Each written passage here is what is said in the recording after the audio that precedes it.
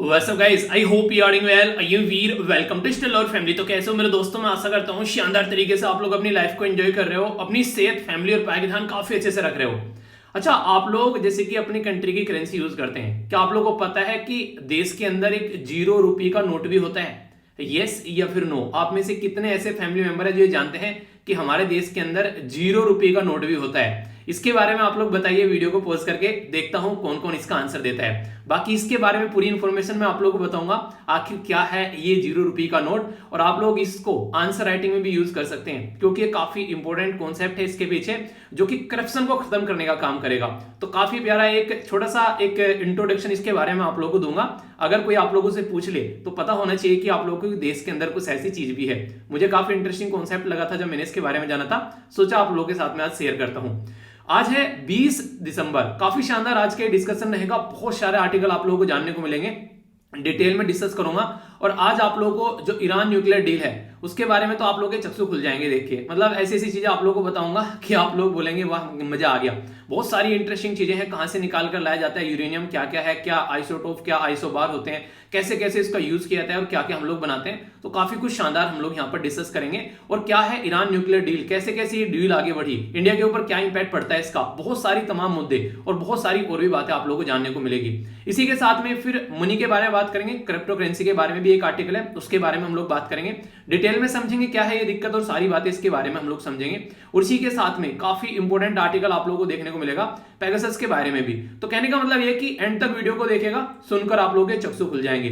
पर लेकिन आगे बढ़ने से पहले congratulations to all of you again, क्योंकि अगर बात करें तो हमारे एक फैमिली मेंबर है जो कि आप लोगों को पता है अभी जो लड़कियां होती हैं उनको पहली बार एनडीए में अलाउ किया गया एग्जाम देने के लिए. तो यहाँ पर पहली बार अलाउ किया गया और रिटर्न एग्जाम इनके द्वारा क्लियर कर लिया गया है. नॉर्मली लड़कियां जो थी वो एनडीए का एग्जाम देने के लिए अलाउ नहीं रहती थी. ठीक है, तो ये देखो कितनी बड़ी बात है. तो कांग्रेचुलेशंस दिया. इस तरीके से आप लोग आगे बढ़ते रहो यार. देखो, आप लोगों का टारगेट होना चाहिए लाइफ में, उसको अचीव करना. जो भी पहले टारगेट बनाओ फिर उसको अचीव करो. तो इस तरीके से आप लोगों का पैटर्न चलना चाहिए. तो बहुत सारी मुसीबत आती है सामने, पर लेकिन अगर आप लोग अपने टारगेट के लिए तत्पर हो तो सारी मुसीबत साइड में हो जाती है यार. बस आप लोग उसके लिए एक बार अपने आप को तैयार तो करो कि हाँ हम लोग को ये अचीव करना है. जब तक हम लोग सोचते रहते हैं ना यार ऐसे ही बैठे बैठे कि यार पता नहीं होगा या नहीं होगा, फिर तो वो होगा ही नहीं. पर लेकिन अगर आप लोगों ने सोच लिया चाहे कुछ भी क्यों ना हो जाए होगा. मांझी ने सोचा कि पहाड़ में से रास्ता निकालना है, ठीक है, सारा गांव उसको छोड़कर चला गया. बारिश नहीं बरस रही है, वहां पर पानी की बूंद तक नहीं देखने को मिल रही है, सांप काट रहा है और पता नहीं क्या क्या. और वो जो पत्रकार उसके पास में आता है बोलता है, क्या बोलता है कि भाई साहब न्यूज़पेपर चलाना इतना बड़ा काम है क्या? तो वो क्या बोलता है, क्या पहाड़ तोड़ने से भी मुश्किल है का? तो वो वाली बात आप लोगों को देखने को मिलेगी. तो इंसान अगर अपने टारगेट पर इतना फोकस्ड हो जाए कि सारी दुनियादारी वो भूल जाए तो फिर वो उसको आसान लगने लगता है और वो चीजें उसको समझ में आने लगती है और चीजें आगे बढ़ने लगती है. तो अगेन कांग्रेचुलेशंस दिया. इसी तरीके से लगे रहिए यार. और कल भी हम लोग ने देखा यूपीएससी के थ्रू एक सिलेक्शन हमारा जो फैमिली मेंबर का, आप लोग जब इस तरीके से मैसेज करते हो अच्छा लगता है. ठीक है, तो अपने सिलेक्शन लो अच्छे से और शानदार तरीके से लाइफ को एंजॉय करो. एक छोटी सी जिंदगी है, शानदार तरीके से जीकर जाओ ताकि लोग कहें कि जीना हो तो बिल्कुल ऐसे. ओके, तो आइए सबसे पहले आप लोगों के सामने यहाँ पर आप लोगों को देखने को मिलेंगे एडिटोरियल, इनका एक ओवरव्यू दूंगा और इसके बाद में फिर हम लोग न्यूज एनालिसिस देखेंगे. पर उससे पहले मैं आप लोगों को एक बार छोटा सा कॉन्सेप्ट बता देता हूं. यहाँ पर जो हम लोग बात करेंगे क्या है जीरो, जो बेसिकली ये करेंसी का नोट क्या है. देखिए, करप्शन का मुद्दा आप लोगों ने सुना होगा, इवन आप लोगों के सिलेबस का पार्ट भी है. तो करप्शन को मिटाने के लिए यहाँ पर ये 0 रुपये का नोट स्टार्ट किया गया. इंटरेस्टिंग चीज यहाँ पर यह है, एक तरीके से इसको यहाँ पर फिफ्थ पिलर की तरीके से देखा जा रहा है. ठीक है, तो यहाँ पर एक तरीके से फिफ्थ पिलर माना जा रहा है कि किस तरीके से हम लोग आज के डेट में करप्शन को मिटा सकते हैं. और इंटरेस्टिंग चीज यहाँ पर ये काम कैसे करेगा वो मैं आप लोगों को बता दूं, पहले बताऊंगा. पहले आप लोगों को बता दूं, ये जो 0 रुपये का नोट है ये टोटल हमारे संविधान में जब आप लोग जाएंगे तो 22 लैंग्वेज है शेड्यूल. ठीक है, तो 22 लैंग्वेज में से 5 लैंग्वेज में ये 0 रुपये का नोट जो है वो छापा जाता है. वो कौन कौन सी लैंग्वेज है? तमिल, हिंदी, कन्नड़, मलयालम और इसी के साथ में तेलुगु. तो अगर मोटे मोटे तौर पर आप लोग देखें, तमिल, कन्नड़, मलयालम और तेलुगु ये सारी साउथ इंडिया की लैंग्वेज है. जी हाँ, सही समझा आप लोगों ने. ये जो मुहिम है इस तरीके की साउथ इंडिया से स्टार्ट हुई और हिंदी में भी यहाँ पर ये जो नोट है ये छापा जाता है. इसका बेसिक पर्पज क्या है? बेसिक पर्पज यहाँ पर ये कॉन्सेप्ट इसका इसलिए निकाला गया, मान लीजिए आप लोगों से कोई यहाँ पर बोलता है कि मतलब आप लोग किसी के पास में जाते हैं कोई काम कराने, वो काम कराने जो आप लोग गए वहां पर, उस इंसान ने उस काम को करने के लिए आप लोगों से पैसे मांग लिए कि भाई साहब इतने पैसे लगेंगे. तो आप लोग एक तरीके से आप लोग क्या करना है, ये फिर आप लोगों को एक एनजीओ है यहाँ पर, उस एनजीओ के साथ में जाके कॉन्टेक्ट करना है कि यहाँ पर इस तरीके से मेरे से करप्शन के लिए पैसे मांग रहा है. वो एनजीओ आप लोग को ये वाले पैसे देगी. ठीक है, तो ये वाले पैसे देगी और ये वाले पैसे जाकर आप लोग उसको दोगे, तो फिर यहाँ पर एक तरीके से चीजों को ट्रेस कर लिया जाता है कि यहाँ पर उस इंसान को, मतलब जिसने एक तरीके से नहीं ब्राइब मांगी है, ठीक है, यानी कि जिसने एक तरीके से यहाँ पर मनी मांगी है कि तुम्हारा काम करने के लिए पैसा मुझे चाहिए, तो उसके पास में जैसे ये पैसा पहुंचेगा तो फिर यहाँ पर ये जो एनजीओ रहती है, फिर यहाँ पर ये एनजीओ के ऊपर एक तरीके से छापा मारती है, ठीक है। तो यहाँ पर आप लोगों को क्या लगता है, इससे करप्शन कम होगा? जी हाँ, काफी लार्ज स्केल पर इसके साउथ इंडिया में अगर जाओगे आप लोग करप्शन कम होता हुआ नजर आता है, काफी लार्ज स्केल पर इससे ट्रांसपेरेंसी बढ़ी है। और ये बिल्कुल ऐसे जैसे मूवी देखिए आप लोगों ने गब्बर इज बैक, उन्हें कि एक तरीके से डरते हैं कि गब्बर ना आ जाए तो लोग करप्शन करना बंद कर देते हैं। तो ये वही 0 रुपए का नोट है जो कि गब्बर इज बैक वाला पैटर्न एक यहाँ पर सोसाइटी में देखने को मिल रहा है। तो ये बार बार यहाँ पर न्यूज में आता है कि हाँ किस तरीके से हम लोग अपनी सोसाइटी से करप्शन को एलिमिनेट कर सकते हैं। और ये जो आप लोगों को देखने को मिलेगा ये बिल्कुल ऐसा है जैसे 50 रुपए का नोट नहीं होता है, कुछ ऐसा सिमिलर आप लोगों को यहाँ पर नजर आएगा। तो रेगुलर जो 50 रुपए का नोट होता है उसके इक्विवेलेंट में यहाँ पर लगभग ये नोट तैयार किया गया ताकि बिल्कुल ऐसे ही लगे जैसा कि ओरिजिनल नोट है। तो नॉर्मल जो करेंसी है हमारे देश में कौन प्रिंट करता है आप लोगों को पता है, वो करता है रिजर्व बैंक ऑफ इंडिया। तो जो भी हमारे देश में आज की डेट में करेंसी देखने को मिलती है, टोटल 5 रुपए की, 10 रुपए की, 20 रुपए की, 50 रुपए की, 100 रुपए की, 500 रुपए की, 2000 रुपए की, तो सारे के सारे जो करेंसी नोट है रिजर्व बैंक ऑफ इंडिया के द्वारा प्रिंट किए जाते हैं। पर लेकिन जीरो करेंसी का जो यहाँ पर नोट है, एक एनजीओ है बेसिकली तमिलनाडु के बेस में जिसका नाम है फिफ्थ पिलर, ठीक है। तो एक तरीके से डेमोक्रेसी में पिलर नहीं होते, उसी तरीके से इसको फिफ्थ पिलर की तरीके से देखा गया है। तो ये फिफ्थ पिलर जो है डेमोक्रेसी का, इसको यहाँ पर एक तरीके से ये यहाँ पर करप्शन को कम करने का काम करेगा यहाँ पर। तो यहाँ पर आप लोग देख रहे हैं कि फिफ्थ पिलर है बेसिकली इसका नाम। अगर आप लोगों से पूछा जाए कि 4 पिलर कौन से हैं डेमोक्रेसी के, क्या आप लोगों को ये पता है? आप लोग बताइए, देखता हूं किस किस को पता है, फिर कल इसका आंसर बताऊंगा, काफी इंटरेस्टिंग है।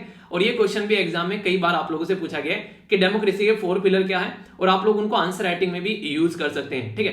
तो ये भी काफी इंटरेस्टिंग एक कॉन्सेप्ट है जिसके बारे में आप लोगों को मैंने हालांकि पॉलिटी में भी आप लोगों को इसके बारे में पढ़ाया था। तो ये जो नोट है यहाँ पर, ये बेसिकली हमारे देश में जो एनजीओ है फिफ्थ पिलर, उसके द्वारा यहाँ पर 2007 में ये नोट लाया गया कि यहाँ पर यार करप्शन को कम करेंगे, और इसके द्वारा यहाँ पर ये नोट स्टार्ट किया गया। और इसके चलते काफी लार्ज स्केल पर तमिलनाडु के अंदर करप्शन जो है वो कम भी होता हुआ नजर आया। सोचो किसी को पता चले ऐसी कुछ मुहिम चल रही है तो लोग अपने आप जो है वो ब्राइब लेना बंद कर देंगे।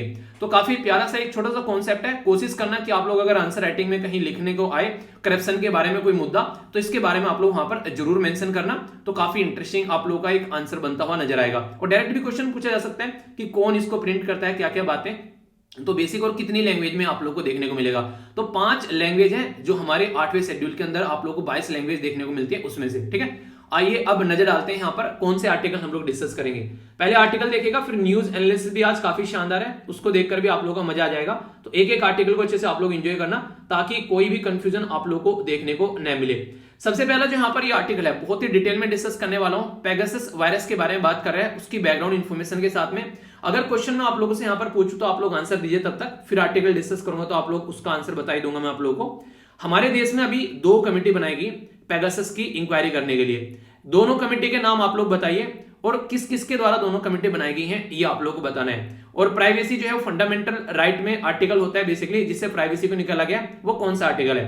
क्वेश्चन का आंसर दीजिए, पेगासस कहां से आया, क्या क्या चीजें हैं, कौन कौन से हमारे देश में प्रोविजन है, वो सारे फिर मैं आप लोगों को बताऊंगा जब हम लोग आर्टिकल को डिस्कस करेंगे, डिटेल में समझेंगे। यहां पर जो ये वाला आर्टिकल है काफी शानदार आर्टिकल मैं आप लोगों से डिस्कस करूंगा, मजा आ जाएगा सुनकर आप लोगों का, ईरान न्यूक्लियर डील के बारे में। बेसिकली सारी इंफॉर्मेशन अगर आज आप लोग इस लेक्चर को सुन लेंगे तो कभी भी आज के बाद में आप लोगों को ईरान न्यूक्लियर डील के बारे में कोई कंफ्यूजन नहीं देखने को मिलेगा। इस तरीके से मैं इसको डिस्कस करने वाला हूं, बहुत डिटेल में, बहुत प्यार से, सारे कंफ्यूजन दूर हो जाएंगे। शादी की एज के बारे में यहाँ पर बात की जा रही है जो भी डिक्रीज की गई है, तो एक ओवरव्यू आप लोगों को दूंगा कि हाँ चल क्या रहा है देश के अंदर, आप लोगों को थोड़ा सा रिवीजन भी हो जाएगा और कुछ आर्टिकल्स के पॉइंट भी यहाँ पर ऐड हो जाएंगे, ठीक है। वैसे तो फैक्चुअल इन्फॉर्मेशन पता है, अब एक एनालिटिकल पार्ट भी आप लोगों को उसमें ऐड हो जाएगा, तो इसको हम लोग समझेंगे अच्छे से ताकि कोई कंफ्यूजन आप लोगों के माइंड में देखने को न मिले। तो यानी कि कहने का मतलब है आर्टिकल को अच्छे से एंजॉय करेंगे।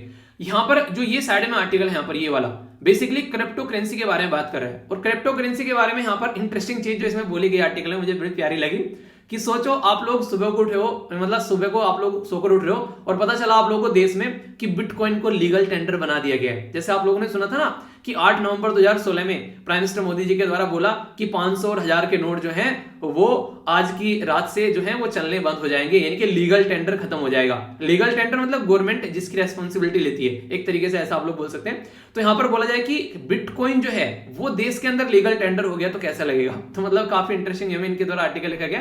तो समझेंगे आर्टिकल को, क्या क्या बातें इसके बारे में, कई सारी बातें यहां पर जानेंगे, ठीक है।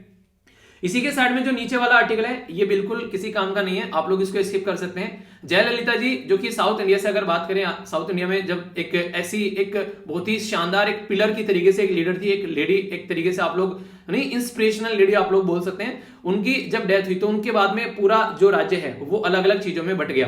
तो यहां पर अब उनके घर के ऊपर लड़ाई हो रही है कि घर उनका कैसे रखा जाए। कोई कहता है उसको नहीं एक तरीके से कि लोगों के आने जाने के लिए, उनकी यादगार के लिए एक तरीके से उसको डेडिकेट कर दो, कोई कहता है उसका रिश्तेदार लेगा, मतलब उसके ऊपर दुनियादारी चल रही है, तो कंप्लीटली इग्नोर कर सकते हैं। ये आर्टिकल भी काफी इंटरेस्टिंग है। यहाँ पर एक यहाँ पर जो मुद्दा है वो ये है कि क्या इंडिया को हम लोग टेक्नोलॉजी लीडर बना सकते हैं, क्या तकनीकी के क्षेत्र में इंडिया जो है एक लीडर के तरीके से आगे निकल कर आ सकता है। तो अगर आप लोगों से कोई पूछ ले तो आप लोग इसके बारे में क्या बोलेंगे, बताइए, ठीक है। तो ये डिटेल में डिस्कस करूंगा, इसमें भी कई सारी इंपॉर्टेंट चीजें हैं जो आप लोग सुनकर आप लोगों को मजा आएगा। तो एक अच्छा आर्टिकल आप लोग इसको भी बोल सकते हैं, ठीक है, जिससे हम लोग समझ पाएंगे अच्छे से चीजों को।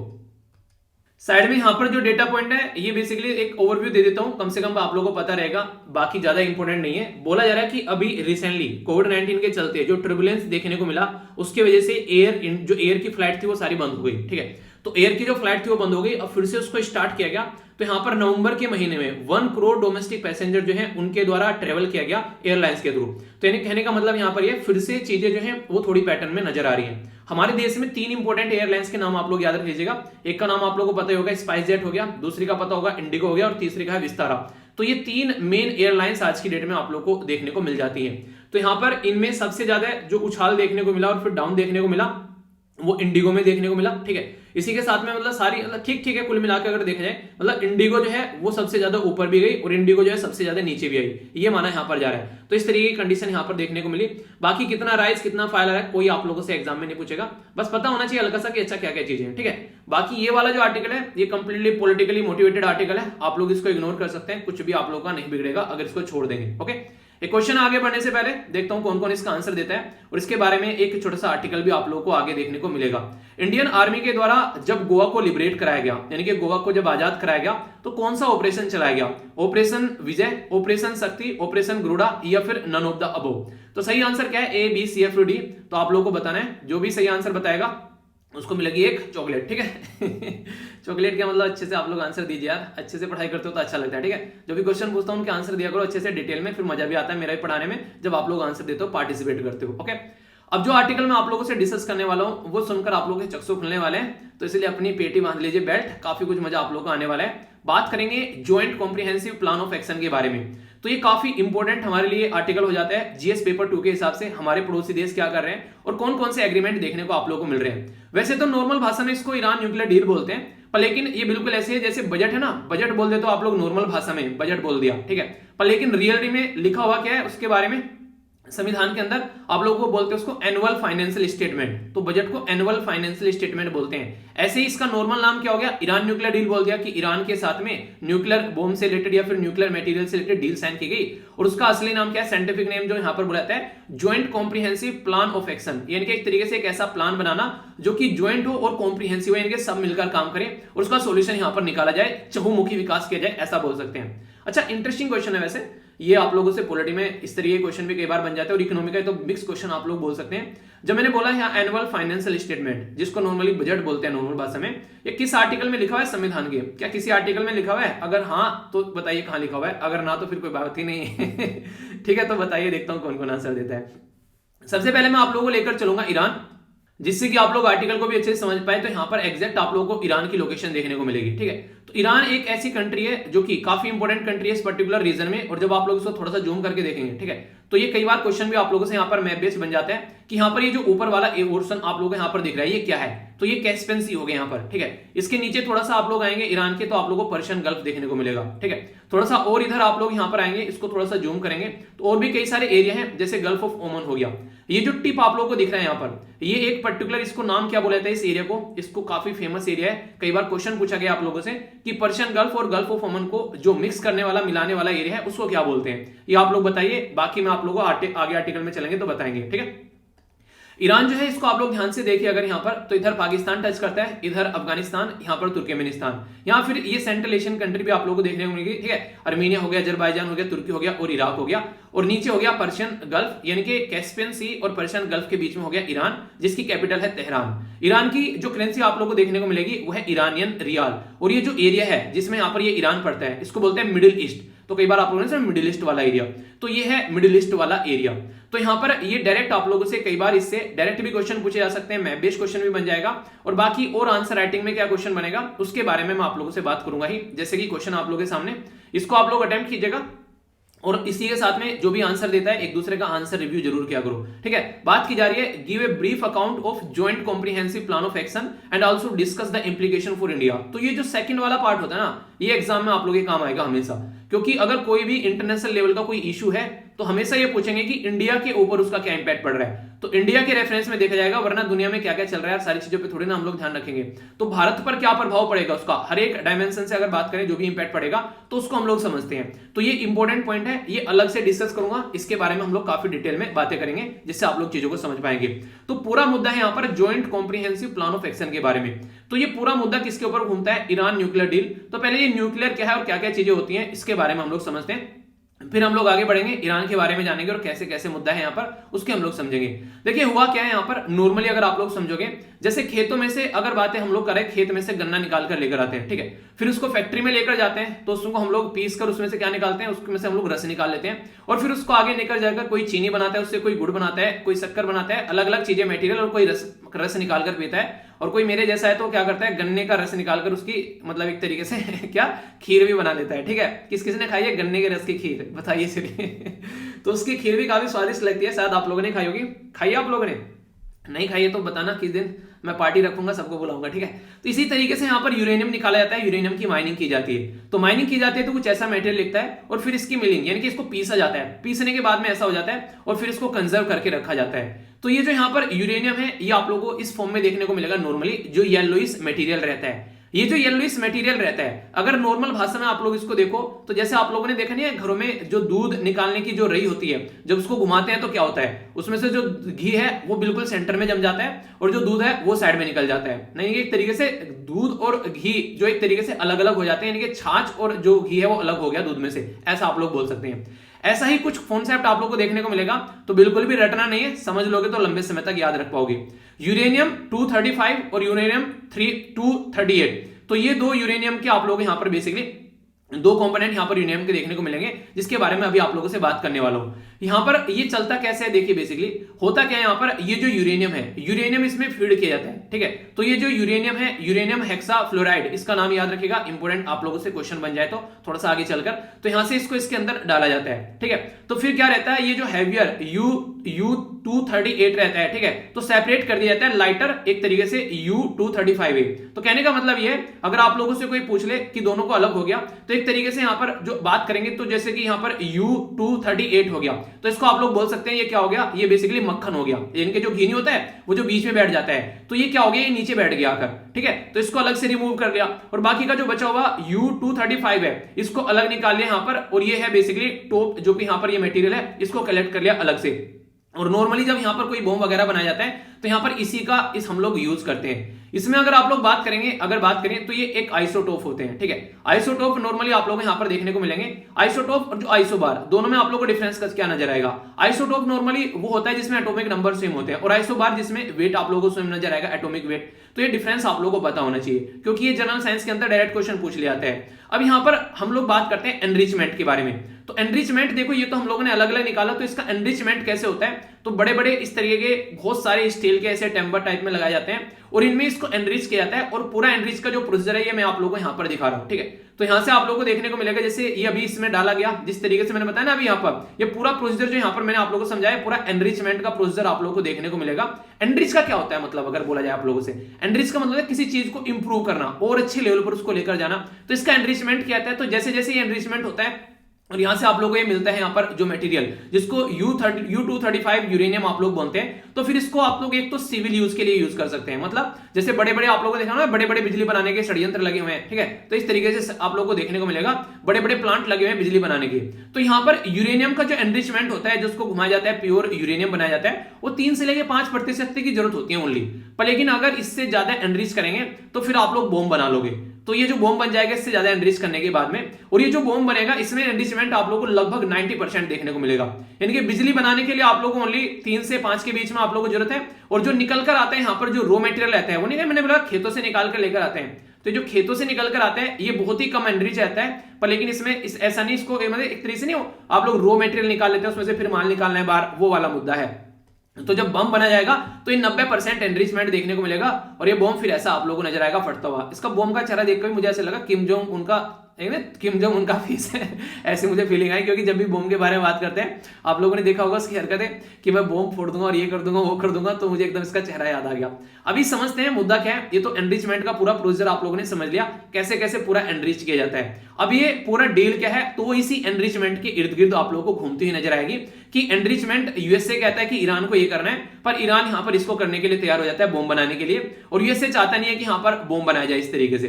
तो इसके चलते ये एक ऐसी डील साइन की गई काफी सीक्रेट तरीके से। यहां पर जो बराक ओबामा थे और हसन रूहानी थे, ये दो यहां पर लीडर थे, तो दोनों के बीच में याराना हुआ। बराक ओबामा ने बोला यार नंबर तो लाओ, हसन रूहानी का बहुत दिन हो गए बात करनी है। तो हसन रूहानी का नंबर मिला, इसने बोला और भाई क्या हाल है, इसने बोला यार हाल तो ठीक ठाक है, तुम सुनाओ क्या चल रहा है। तो हसन रूहानी भाई साहब बोलते हैं कि यार देखो कुछ सॉल्यूशन किया जा सकता है क्या। बराक ओबामा बोलते हैं यार मैं भी वही सोच रहा हूं जो तुम सोच रहे हो। तो दोनों ने मिलकर बात की, तो बात करने के बाद में पता चला कि दोनों का सेम ही टाइप की थिंकिंग प्रोसीजर है। तो दोनों एक ही काम करना चाहते हैं। ईरान भी चाहता है कि वो यहाँ पर अपनी कंट्री की इकोनॉमी को बढ़ाए, ईरान भी चाहता है कि यहाँ पर लोगों को जॉब, एक तरीके से जॉब मिले, ईरान भी चाहता है कि यहाँ पर इन्फ्लेशन जो है वो काफी कम हो जाए, ईरान भी चाहता है इसके ऊपर जो सैंक्शन लगे हुए वो कम हो जाए, और यूएसए चाहता है कि ये बम न बनाए। तो दोनों के बीच में डील साइन की गई, यहाँ पर काफी सीक्रेट तरीके से ये डील को आगे लेकर चले। तो दोनों मिले, फिर चलो यार पार्टी करते हैं, मिलते हैं, तो दोनों ने डील साइन कर ली। पर लेकिन जब यहाँ पर इनका डील का ये प्रोसीजर चल रहा था, उसी टाइम पर कहीं और आग लग रही थी, और वो आग लग रही थी बेसिकली कहां पर, ये है डोनाल्ड ट्रंप। तो डोनाल्ड ट्रंप के दिल में आग लग रही थी, उसको ये सारी चीजें पसंद नहीं आ रही थी। उसको पसंद न आने के बेसिकली कई सारे रीजन आप लोग बोल सकते हैं। एक तो इजराइल के साथ में जो रिलेशन है यहाँ पर यूएसए के, वो काफी बड़ा रोल प्ले करते हैं यहाँ पर। तो उसके चलते यहाँ पर खासकर डोनाल्ड ट्रंप है वो बिजनेसमैन प्रवृत्ति के आदमी है, और इजराइल के काफी सारे ह्यूज इन्वेस्टमेंट यूएसए के अंदर देखने को मिलते हैं। और जो ओबामा की पार्टी है वो है डेमोक्रेटिक पार्टी, और जो यहाँ पर डोनाल्ड ट्रंप की पार्टी है रिपब्लिकन पार्टी है। तो इनका भी एक अलग ही रवैया रहता है। मतलब डेमोक्रेटिक पार्टी जो है वो थोड़ा लिबरल रवैया रखती है ईरान की तरफ को, और जो ओबामा की पार्टी जो यहाँ पर ये बेसिकली जो लिबरल पार्टी है यहाँ पर, ये इसकी थोड़ा सा मतलब रिपब्लिकन पार्टी है वो थोड़ा सा अलग रवैया रखती है इनकी तरफ को। तो डील साइन की गई जैसे तैसे यहाँ पर लेकर, तो उसी के साथ में यहाँ पर फिर क्या हुआ, ओबामा साहब जो है यहाँ पर इनकी पार्टी हार गई। इनकी पार्टी हारी तो फिर पावर में आ गए यहाँ पर डोनाल्ड ट्रंप साहब। सबसे पहले आते इन्होंने बोला कि पहले इसको साइड में करते हैं, ठीक है। तो इन्होंने आते ही सबसे पहले ईरान न्यूक्लियर डील से बाहर निकल गए। तो ये काफी ज्यादा झटका लगा ईरान को, यार ये क्या हो गया। और सबसे बड़ा झटका उनको लगा जो शादी में गए हुए थे, बेसिकली शादी में गए थे, मतलब कि जब ये डील साइन हुई तो अकेला ईरान तो यहाँ पर था नहीं, और भी कई सारे यार दोस्त रिश्तेदार थे। तो वो जो यार दोस्त रिश्तेदार थे उनको काफी बड़ा झटका लगा। अब ये यार दोस्त रिश्तेदार कौन कौन थे, तो ये थे P5+1, इंपॉर्टेंट है याद रखिएगा। China, France, Germany, Russia, UK, United state, और इसी के साथ में यूरोपियन यूनियन, जिसको शॉर्ट फॉर्म में आप लोग EU बोलते हैं। तो शादी में ये भी गए हुए थे। 2013 से लेकर 2015 तक काफी लंबा एक प्रोसीजर चला। पहले देखने गए दुल्हन को, उसके बाद में चीजें आगे बढ़ी और फिर शादी करा दी। पर शादी कराने के बाद में पता चला कि डोनाल्ड ट्रंप जो है वो यहां से बाहर निकल गए। शादी कराने में बिचौलिया था कौन, वो था ओमन ने इनकी शादी कराई। और यहां पर जब ओबामा और जो बेसिकली ईरान के जो यहां पर हसन रूहानी साहब थे मिले, तो इसके चलते क्या था, बहुत ही लंबे समय से एक मिसट्रस्ट चला हुआ रहा था। तो मिसट्रस्ट भी इनके द्वारा दूर किया गया। 1979 में याद रखिएगा, ईरान यहां पर इस्लामिक रिवॉल्यूशन भी कई बार आप लोगों से एग्जाम में पूछ लेते हैं। तो joint comprehensive plan of action जो है यहाँ पर, इसमें ये बोल जाएगा कि अब भाई साहब ईरान जो है वो क्या करेगा, अपना जो भी मटेरियल है उसको यूज करेगा ओनली बिजली बनाने के लिए, ठीक है। तो यानी कि बॉम्ब बनाने के लिए यूज नहीं करेगा, बस बिजली बनाने के लिए यूज करेगा। ईरान ने बोला यार वैसे मुझे बॉम्ब बना के करना ही क्या है, तुम यार ये सैंक्शन वैंक्शन हटाओ मेरे ऊपर से, हम अपना बिजली बनाएंगे और अपनी जनता को फायदा पहुंचाएंगे और अपना देश के अंदर अच्छे अच्छे काम करेंगे। तो सारी चीजें यहाँ पर स्टार्ट हो गई। तो इसके चलते यहाँ पर एनरिच का प्रोग्राम इन्होंने वो किया। तो फिर ये बोले कि ठीक है हम तुम्हारे ऊपर से सैंक्शन उठाएंगे। तो ये बातें चलती रही और आगे बढ़ती रही। तो उसके चलते चीजें आगे बढ़ती रही काफी लार्ज स्केल पर लेकिन हुआ क्या यहाँ पर, जैसे मैंने बताया अभी, ये डील यहाँ पर पहुंची तो पर लेकिन प्रेसिडेंट जो बराक ओबामा है इस डील को यहाँ पर रिपब्लिकन पार्टी यानी कि जो यहाँ पर डोनाल्ड ट्रंप की पार्टी थी उसकी पार्टी से काफी क्रिटिसिज्म यहाँ पर फेस करना पड़ा। और यहां पर जो न्यूक्लियर डील थी उसको इंप्लीमेंट तो कर दिया उन्होंने, पर लेकिन उसको रेटिफाई नहीं कर पाए, यानी कि पार्लियामेंट से पास कराना होता ना, वो नहीं करा पाए। पर फिर भी प्रेसिडेंट है तो हाथ में पावर तो थी, तो एग्जीक्यूटिव ऑर्डर को लेकर इन्होंने जो भी सैंक्शन लगा रखे थे ईरान पर वो सैंक्शन हटा दिए। तो इन्होंने क्या काम किया, डील वैसे तो पास करा नहीं पाए पार्लियामेंट से, पर लेकिन जो सैंक्शन थे वो सैंक्शन इन्होंने यहां से हटा दिए, एक तरीके से उनको शांत कर दिया। तो ये बात जो थी डोनाल्ड ट्रंप की पार्टी को पसंद नहीं आई और इन्होंने इसको पूरा इलेक्शन का मुद्दा भी बनाया, जिसके चलते इनको काफी फायदा भी हुआ इसका। तो डोनाल्ड ट्रंप जो है वो प्रेसिडेंट बन गए और इन्होंने बोला ये काफी हॉरेबल और वन साइडेड डील है और मैं इसमें से बाहर निकलूंगा, ठीक है। तो डोनाल्ड ट्रंप जो थे वो यहां पर इस डील को बोलने लगे कि ये बिल्कुल अखंड गुनहगार डील है और मैं इस डील का पार्ट नहीं बनूंगा। तो वो इससे तुरंत यहां पर बाहर निकल गए। तो जैसे ही यहां पर बाहर निकले, अब भाई साहब जो शादी में गए हुए थे, यूरोपियन यूनियन और जो उसके अलाई मेंबर शादी में नहीं गए थे, यानी शादी में उनको लगा यार ये तो शादी मतलब टूट गई, ये तो मजा नहीं आया यार, हम तो मतलब शादी में गए थे। हालांकि आज के डेट में अलग है, वो आज के डेट में दुनिया खुश होती है अगर कुछ ऐसी हरकतें देखने को मिलती है तो यहां पर इसके चलते इनके द्वारा ये बोला गया यूएसए के द्वारा कि यार ये तो बिल्कुल गलत बात है, क्योंकि डील जो है वो साइन की गई थी सबके साथ मिलकर और तुम अकेले बाहर कैसे निकल गए, मतलब जो दूसरी कंट्री बोल रही है यूएसए को, ठीक है, अकेले बाहर कैसे निकल गए। और इंटरनेशनल जो एटॉमिक एनर्जी एजेंसी है उसकी देखरेख में काम होता है अच्छे से कि हाँ बिल्कुल सही काम चल रहा है सारा। यानी कहने का मतलब यहां पर यह है कि जो यूएसए के द्वारा सैंक्शन लगा दिए गए यहां पर ईरान के ऊपर और अपने आप ही आनन फानन में बाहर निकल गया, तो जो दूसरी कंट्री थी वो भी गुस्सा हो गए, यार ये तो कोई बात नहीं हुई, मतलब सामने वाला जो है वो सारे काम कर रहा है ईरान अच्छे से और तुम डील से बाहर निकल गए। तो इसके चलते यहां पर दिक्कतें देखने को मिली। तो यूएसए ने क्या किया, फिर से सैंक्शन लगा दिए ईरान के बैंक के ऊपर सारे, यानी कि ईरान के जो भी फाइनेंशियल ट्रांजैक्शन थे वो रोक दिए। तो ईरान भाई साहब सदमे में आ गया। तो ईरान गया इन कंट्री के पास में, यार देखो तुमने डील साइन करवाई थी, उन्हें कहते हैं जब शादी टूटने लगते तो बिचौलियों को बुलाते हैं, तो बिचौलियों के पास में गया कि बताओ यार अब क्या करना है। तो ये E3 कंट्री जो है जिसमें फ्रांस, जर्मनी और यूके आता है, इन्होंने बोला कि तेरे लिए कुछ ना कुछ सोल्यूशन करेंगे।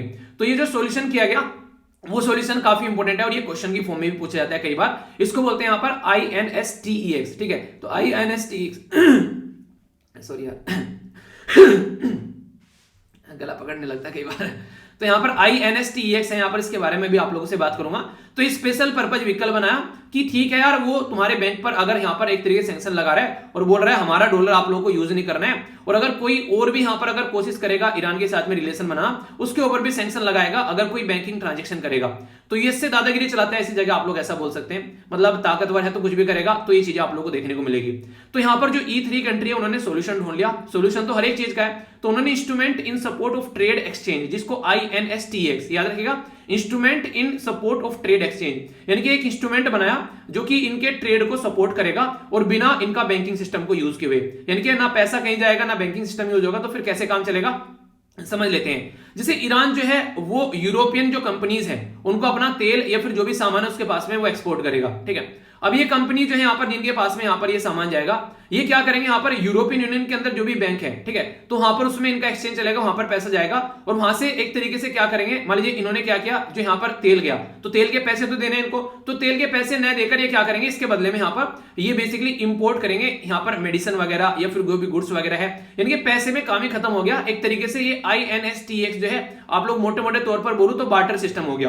बार्टर सिस्टम मतलब बार्टर सिस्टम वही सिस्टम है कि एक तरीके से एक इंसान के पास में है आलू और दूसरे के पास में है टमाटर या फिर एक के पास में है छोले भी, ठीक है, तो तीनों मिल जाओ, आलू टमाटर छोले बना लो भाई साहब, जो भी सुटेबल लगे आप लोगों को, और खाओ मजे में। तो कहने का मतलब यह कि एक दूसरे के साथ में शेयर कर लेना, करेंसी का यूज न करना, अपनी जो कमोडिटी है उसी को करेंसी बना देना कि मेरे पास में ये है तुम ये ले लो और मुझे वो दे दो। तो वो सिस्टम यहां पर इनके द्वारा यूज करने की कोशिश की गई। पर लेकिन यार ऐसा सिस्टम यूज करते हैं ना उसकी लिमिटेशन होती है, ठीक है, क्योंकि पता चला आप लोगों के पास में आलू है, सामने वाले को तो टमाटर नहीं चाहिए, ठीक है, उसको तो पराठे बनाने हैं उन आलू के, तो वो आप लोग के टमाटर का क्या करेगा, तो ये दिक्कतें देखने को मिल जाएगी। तो इससे चलते यहाँ पर ऐसे कुछ फंडा देखने को मिला। E3 की जो EU की जो यहाँ पर ये कहीं ना कहीं जो सिस्टम था ये फेल होता हुआ नजर आया और इसके चलते यहाँ पर काफी ज्यादा दिक्कतें देखने को मिली तेहरान को। अब यहाँ पर इसको यार ये लगा यार मैंने तो कुछ किया भी नहीं है और ये सारे लपेट के बैठ गए मुझे, यानी कि एक तरीके से यहाँ पर यूरोपियन यूनियन देखता रहा दूर से, और यहाँ पर पहले बराक ओबामा थे, फिर डोनाल्ड ट्रंप थे, अब जो बाइडेन भी यहाँ पर आ गए। तो यहाँ पर ईरान की खस्ताई हालत रही। अच्छा, ईरान की जो प्रेजेंट टाइम पे प्रेसिडेंट है इनका नाम पता है आप लोगों को? चलिए बताइए, देखता हूँ किस चीज को पता है, तो इसके बारे में आप लोगों को पता होना चाहिए। तो ईरान ने क्या किया, ईरान बोला कि ठीक है तुम अगर ये हरकतें कर रहे हो तो भाई साहब अब हम लोग अपनी बिजली तो बनाएंगे और इससे बम भी बनाएंगे, अब तुमको उखाड़ना है जो उखाड़ लेना, हम इस पे बम बनाना स्टार्ट करेंगे। तो इन्होंने बम की तरफ को बढ़ना स्टार्ट कर दिया। तो यहां पर फिर ईरान के ऊपर और ज्यादा सैंक्शन लगाने स्टार्ट कर दिए। डोनाल्ड ट्रंप का यह मानना था कि जितने सैंक्शन लगा दो, इतने सैंक्शन लगा दो कि सामने वाला टूट जाए, तो ये हरकतें डोनाल्ड ट्रंप के द्वारा की गई। तो डोनाल्ड ट्रंप के द्वारा इसलिए दुनिया भर के सैंक्शन जो थे वो यहां पर ईरान के ऊपर इंपोज कर दिए ताकि ईरान को जो है वो ब्रेक डाउन किया जा सके। ऐसी हरकतें डोनाल्ड ट्रंप के द्वारा की गई और यही सारी चीजें देखते हुए ईरान भी एक तरीके से अपने पर आ गया। कहते सामने वाला अड़ जाए तो जब इंसान जब घूम जाता है सर कि यार इसने तो हद ही कर दी, बदतमीजी किया जा रहा है, तो फिर सामने वाला भी आकर अड़ जाता है कि अब देखता हूं तू क्या करेगा। तो ईरान भी अड़ गया, तो अड़ गया ईरान भी। तो तब से चल के फिर यहां पर जब ये अड़े रहे चारों साल तक, यानी कि 2016 से लेके 2020 तक यहां पर जो अभी डोनाल्ड ट्रंप एंजॉय करके गए प्रेसिडेंट की कुर्सी, तो फिर यहां पर जो बाइडेन आ गए। अब जो बाइडेन जो है वो इस डील को थोड़ा आगे लेकर चलना चाहते हैं, पर लेकिन इनका बिल्कुल ऐसा मुद्दा चल रहा है जैसे इसने कोई स्टार्टिंग में मिलता है कर और स्टार्टिंग में मिलता है नहीं, कोई रिश्ता बनाना है किसी को एक दूसरे के साथ में कि हाँ चलो ठीक है लड़का लड़की बात कर लें, तो दोनों खड़े हुए हैं लड़का लड़की आपस में, लड़की सोच रही है पहले लड़का कुछ बोलेगा और लड़का सोच रहा है पहले लड़की कुछ बोलेगी, दोनों बात ही नहीं कर रहे हैं। कुछ ऐसा माहौल देखने को मिल रहा है। मतलब ईरान चाहता है कि इसके ऊपर से पहले सैंक्शन हट जाए, तो ये पहले यहां पर इसको जो एनरिचमेंट करना स्टार्ट किया तब इसको कम करे। यूएसए चाहता है पहले ये एनरिचमेंट करना कम कर दे तो फिर मैं इसके ऊपर से सैंक्शन हटाऊं। अरे भाई साहब दोनों मिलकर बैठ जाओ ना, क्या फालतू की बातें कर रहे हो यार, बच्चों वाली बातें। अरे दोनों मिलकर बोलो कि एक साथ कर लेते हैं, ठीक है। तो ये हरकतें देखने को मिलेगी। तो ये तो पूरी राम कहानी मैंने इनकी बता दी, जो इनकी मियां बीवी की लड़ाई चल रही है। तो ये लड़ाई चलती रहती है जब तक यहां पर कोर्ट में ना पहुंच जाए सर फोड़कर, तब तक आप लोग उसको इग्नोर कर सकते हो, ठीक है। तो यहां पर ये हरकतें हैं। आगे बात करता हूं joint comprehensive plan of action का इंडिया के ऊपर क्या इंपैक्ट है। यार हमारे ऊपर इसका काफी ह्यूज इंपैक्ट पड़ता है अगर चीजें यहां पर सुधर जाती हैं। तो सबसे बड़ा बात तो यह कि रीजनल कनेक्टिविटी बन जाएगी। मतलब क्या है, ईरान जो है वो काफी इंपॉर्टेंट है यहां पर, खासकर अगर बात करें बंदर अब्बास पोर्ट है, याद रखिएगा इसके बारे में, जो बेसिकली यहां पर जो स्टेट ऑफ हार्मुज है, ये स्टेट ऑफ हार्मुज जो कि पर्शियन गल्फ को गल्फ ऑफ ओमन के साथ में कनेक्ट करता है, इंपॉर्टेंट है, याद रखिएगा, ठीक है। एक है यहां पर चाबहार पोर्ट, तो यहां पर ये पोर्ट जो है इंडिया अच्छे से यूज कर पाएगा और यूएसए के सैंक्शन से यहां पर बच पाएगा। एक तो ये इंपॉर्टेंट है, ठीक है। दूसरा यहां पर एक और एरिया जिसको बोलते हैं इंटरनेशनल नॉर्थ साउथ ट्रांसपोर्ट यहां पर ट्रांजिट कॉरिडोर, ठीक है। तो ये क्या है, यहां पर इंडिया कोशिश करता है कि इंटरनेशनल लेवल पर कनेक्टिविटी बनाई जाए इसके थ्रू, खासकर जो सेंट्रल एशियन कंट्री है उनके साथ में, और यूरोपियन से होता हुआ यहां तक ये कनेक्टिविटी बनाई जाए। तो ये काफी स्टैंडर्ड रूट हो जाता है, तो आने जाने का व्यापार बढ़ेगा, तो काफी फायदा देखने को मिलेगा। चाबहार पोर्ट के थ्रू होता हुआ इंडिया अफगानिस्तान में भी एंट्री करता है रजनीकांत की तरीके से, पाकिस्तान को यहां पर ओवरलैप करके। तो ये भी अच्छा है तरीका कि ऑल्टरनेटिव रूट बन गया। तो ये तभी होता है जब यहां पर यूएसए सैंक्शन लगाए। क्यों?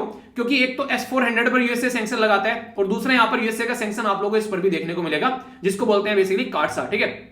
यानी कि यहां पर अगर ईरान के साथ में हम लोग ज्यादा व्यापार करते हैं तो यहां पर यूएसए की जो countering American adversaries through sanction act है, इसका मतलब क्या होता है, अगर कोई यूएसए का दोस्त किसी और के साथ में यहां पर व्यापार करता है तो ये क्या करेगा, यूएसए अपने दोस्त के ऊपर सैंक्शन लगा देगा, ठीक है। तो ये बिल्कुल ऐसी है जैसे एक दोस्त दूसरे दोस्त के साथ में रहता है तो कहता है नहीं हम दोनों ही दोस्त रहेंगे तो किसी और के साथ में दोस्ती मत करना।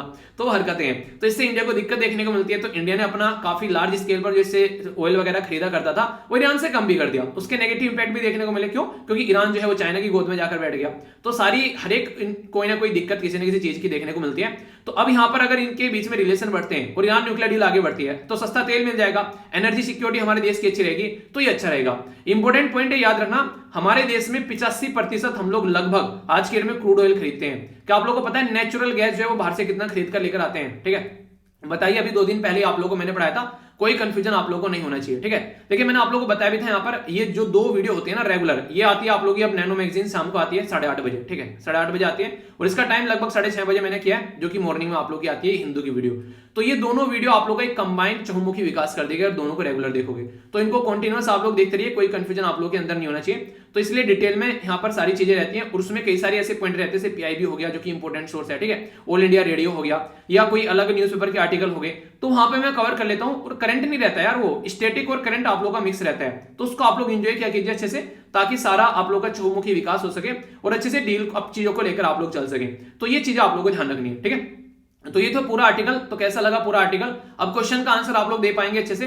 तो तैयारी ऐसी करनी है प्रीलिम्स मेंस और इंटरव्यू सबकी हो जाए, ये नहीं कि बस आप लोग प्रीलिम्स की तैयारी करके अपना कर रहे हैं बस काम। तो इस तरीके से और कोई पूछे तो उसको पढ़ा भी सको। अब किसी को पढ़ा दोगे ना तो यहाँ पर अलग अलग एरिया है जहां पर ये ईरान के जो यहाँ पर नहीं ये प्लांट चलते हैं, कहां से यूरेनियम निकाल के लेकर आते हैं, कहां पर ये लाकर इसको एनरिच करते हैं, तो सारी फैसिलिटी यहां पर दे रखी है। तो ये ईरान का एक मैप भी मैंने डाल दिया इसलिए, ताकि आप लोग को कोई कंफ्यूजन देखने को न मिले। तो बेसिक चीजें हैं सारी, बिल्कुल माइंड में क्लैरिटी होनी चाहिए, तभी आप लोग चीजों को अच्छे से एंजॉय कर पाओगे, है ना। अगर कोई दिक्कत होगी तो बताना, इसके बारे में सारे डिटेल में मैंने बता दिया आप लोग को काफी अच्छे से। तो इस एक आर्टिकल के अंदर कम से कम 3 आर्टिकल इंक्लूडेड थे। तो ये अगर इसमें ढूंढोगे जो आर्टिकल यहां पर पढ़ा है उसमें आप लोगों को चीजें नहीं देखने को मिलेगी, 3 अलग से आर्टिकल को इंक्लूड करके इसमें पढ़ा है ताकि पूरा कॉन्सेप्ट क्लियर हो जाए। अच्छा हाँ, कल मैंने एक छोटी सी वीडियो बनाई थी, बेसिकली एक छोटा सा नोटिफिकेशन बनाया था। किस किसने वो नोटिफिकेशन की वीडियो देखी है बताइएगा आप लोग। क्योंकि देखिए यार, एक तरीके से जो चीजें बताई गई थी वो इसीलिए बताई गई थी कि आप लोग जो है थोड़ा सा प्रोडक्टिव चीजों पर ध्यान रखें। किसी की भी वीडियो कोई भी रिपोर्ट नहीं करनी है, ठीक है। फालतू में किसी में भी जाकर आप लोग किसी को कुछ नहीं बोलना है। कोशिश करनी है कि अपने चैनल पर आप लोग फोकस कीजिए अच्छे से, अपने चैनल को जो है बेसिकली उसको ज्यादा से ज्यादा मतलब लाइक शेयर या फिर जो भी कमेंट आप लोग करना है अपने चैनल पर कीजिए। अपनी एनर्जी को पॉजिटिव साइड में आप लोग को यूज करना है, ठीक है। कभी भी किसी भी चैनल को रिपोर्ट नहीं करना है। हमेशा अगर आप लोगों को रिपोर्ट करना है तो उन्हीं चैनल्स को आप लोगों को रिपोर्ट करना है जो आप लोगों को अंदर से लगता है कि हाँ सोसाइटी में कुछ गलत कर रहे हैं, और वो मेरा भी हो सकता है अगर मैं कुछ गलत कर रहा हूँ बिल्कुल, ठीक है। तो ऐसा नहीं है कि किसी को रैंडमली आप लोग रिपोर्ट करो ऐसे किसी भी चैनल को जाकर, तो ये सही बात नहीं है। और इसी तरीके से सब हर एक इंसान जो है यार चीजों को अच्छे तरीके से करने की कोशिश करता है। तो कोशिश करो कि अपनी पॉजिटिव एनर्जी को हमेशा यूटिलाइज करो, ठीक है। कभी भी नेगेटिव एनर्जी को नहीं करना है। तो ज्यादा से ज्यादा जो भी क्वेश्चन पूछता हूं उनको आप लोग बेसिकली ज्यादा से ज्यादा उसके आंसर दिया करो। तो अपनी अच्छी एनर्जी पर, अपनी पढ़ाई पर फोकस करना वो ज्यादा अच्छा रहता है, ठीक है। अभी यहाँ पर जो नेक्स्ट आर्टिकल आप लोगों के सामने, ये काफी इंपॉर्टेंट आर्टिकल आप लोगों को देखने को मिलेगा। बात की जा रही है अभी यहाँ पर पेगासस वायरस के बारे में। पेगासस वायरस को लेकर यहाँ पर ये बोला गया कि अभी रिसेंटली एक लॉयर है जिनका नाम है एमएल शर्मा। एमएल शर्मा जो है उनके द्वारा एक जो है बेसिकली प्ली दायर की गई पर्सनल कैपेसिटी में। बोला गया कि यहाँ पर जो प्रोसीडिंग है वेस्ट बंगाल कमीशन की इंक्वायरी की, वो यहाँ पर एक तरीके से ग्रोस कंटेम्प्ट ऑफ कोर्ट है। यानी कि एक तरीके से यहाँ पर वेस्ट बंगाल के अंदर जो अभी एक कमेटी बनाई गई थी यहाँ पर ममता बनर्जी के द्वारा कि पेगासस जो वायरस है उसकी इंक्वायरी करें, तो इनके द्वारा बोला गया कंटेम्प्ट ऑफ कोर्ट है। नॉर्मली कंटेम्प्ट ऑफ कोर्ट होता क्या है, अगर आप लोगों से कोई बोले, देखिए कंटेम्प्ट ऑफ कोर्ट जो है वो एक तरीके से कंटेम्प्ट का मतलब है एक तरीके बेइज्जती कर देना, ठीक है। यानी कि लोअर डाउन करना प्रेस्टीज कोर्ट की, तो इसको कंटेम्प्ट बोल देते हैं। और क्या ये शब्द कहीं पर लिखा हुआ है? जी हाँ बिल्कुल लिखा हुआ है। सेक्शन 2 में यहाँ पर कंटेम्प्ट ऑफ कोर्ट एक्ट जो 1971 का है, यानी कि एक तरीके से यहाँ पर एक एक्ट है जो यहाँ पर कंटेम्प्ट ऑफ कोर्ट एक्ट बोलते हैं 1971 का। उसके अंदर यहाँ पर इसके बारे में मेंशन भी है कि हाँ ऐसा कोई करेगा तो फिर कोर्ट जो है वो एक्शन ले सकता है। अभी हुआ क्या, इसके बारे में आप लोगों से क्यों बात कर रहा हूं, ये इसलिए बात कर रहा हूं क्योंकि पेगासस वायरस के बारे में आप लोगों ने सुना है काफी ज्यादा, थोड़ा सा उसके बारे में बताऊंगा। तो उसके चलते कई सारी कमिटीज यहाँ पर देखने को मिली। एक कमेटी यहाँ पर बनाई गई सुप्रीम कोर्ट के द्वारा, जो कि यहाँ पर रविंद्रन कमेटी के नाम से आप लोग इसको बोल सकते हैं। और भी मेंबर थे इसके अंदर, आलोक जोशी हो गए, इसी के साथ में संदीप ओबरे। ये आप लोग एक बार को याद रखिए ना रखिए, इनका कोई जो ज्यादा बड़ा कोई ऐसा नहीं है काम, पर लेकिन यहाँ पर आप लोगों को इनका नाम जरूर याद रखिएगा जो कमेटी को हेड करते हैं, ठीक है। तो नॉर्मली कोई ये नहीं बोलता है कि मंत्री कौन कौन थे, नॉर्मली ये याद रखते हैं कि प्राइम मिनिस्टर कौन था या फिर चीफ मिनिस्टर कौन था, ठीक है। आगे चलकर अगर जाओगे तो ये बोलेंगे उस टाइम पर कौन प्राइम मिनिस्टर था बताओ।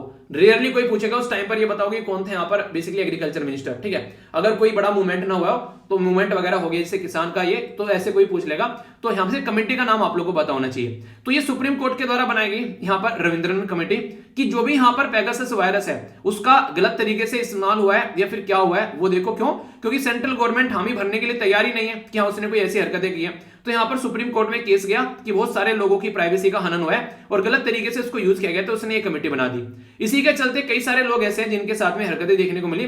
तो वेस्ट बंगाल गवर्नमेंट के द्वारा भी एक कमेटी बना दी गई। और आप लोग को पता है कि वेस्ट बंगाल हमेशा इन चीजों में काफी एडवांस रहता है। तो वेस्ट बंगाल के द्वारा एक कमेटी बनाएगी। तो वेस्ट बंगाल के द्वारा जो कमेटी बनाएगी उस कमेटी को लेकर ये बोला रहा है कि जब ऑलरेडी सुप्रीम कोर्ट ने कमेटी बना रखी है तो फिर वेस्ट बंगाल की कमेटी काम क्या कर रही है। तो ये मुद्दा यहां पर सामने निकल कर आया। तो जो वेस्ट बंगाल के द्वारा कमेटी बनाएगी वो भी इंपॉर्टेंट है, यहाँ पर याद रखिएगा। ये कमीशन बेसिकली इसमें बोला गया कि यहाँ पर एक तरीके से मदन बी लॉकुर थे, यहाँ पर ये सुप्रीम कोर्ट के जो फॉर्मर जज थे उनकी अध्यक्षता में इनके द्वारा ये कमेटी बनाएगी, ठीक है।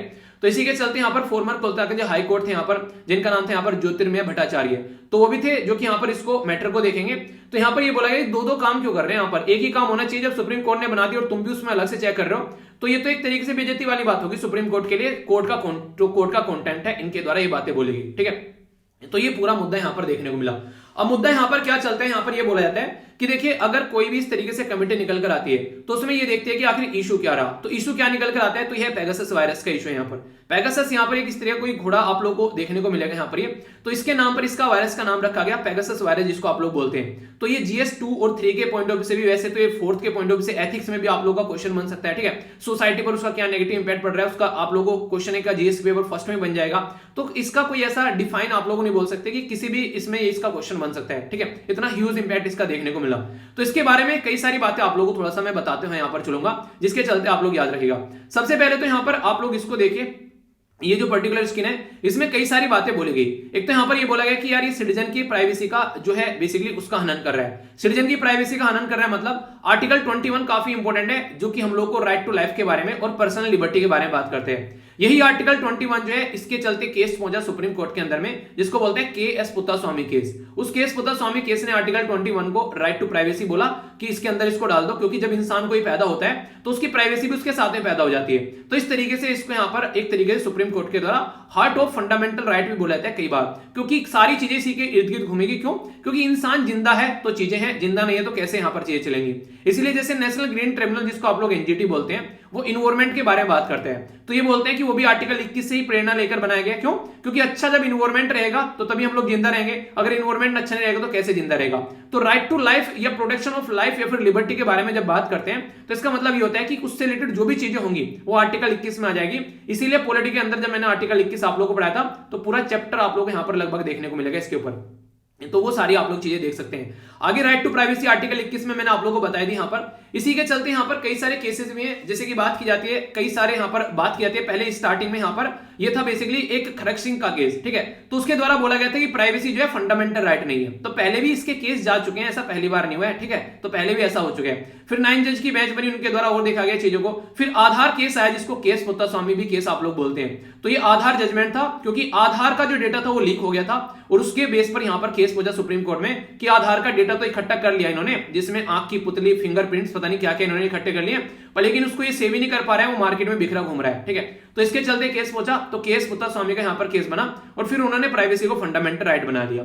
तो जो पेगासस वायरस है ये इंसानों की विल के खिलाफ यहां पर यूज किया गया, उनके मोबाइल में पहुंचा दिया गया, या तो मैसेज के थ्रू या व्हाट्सएप के थ्रू या आई मैसेज यानी कि आईफोन के थ्रू या फिर कोई और तरीका।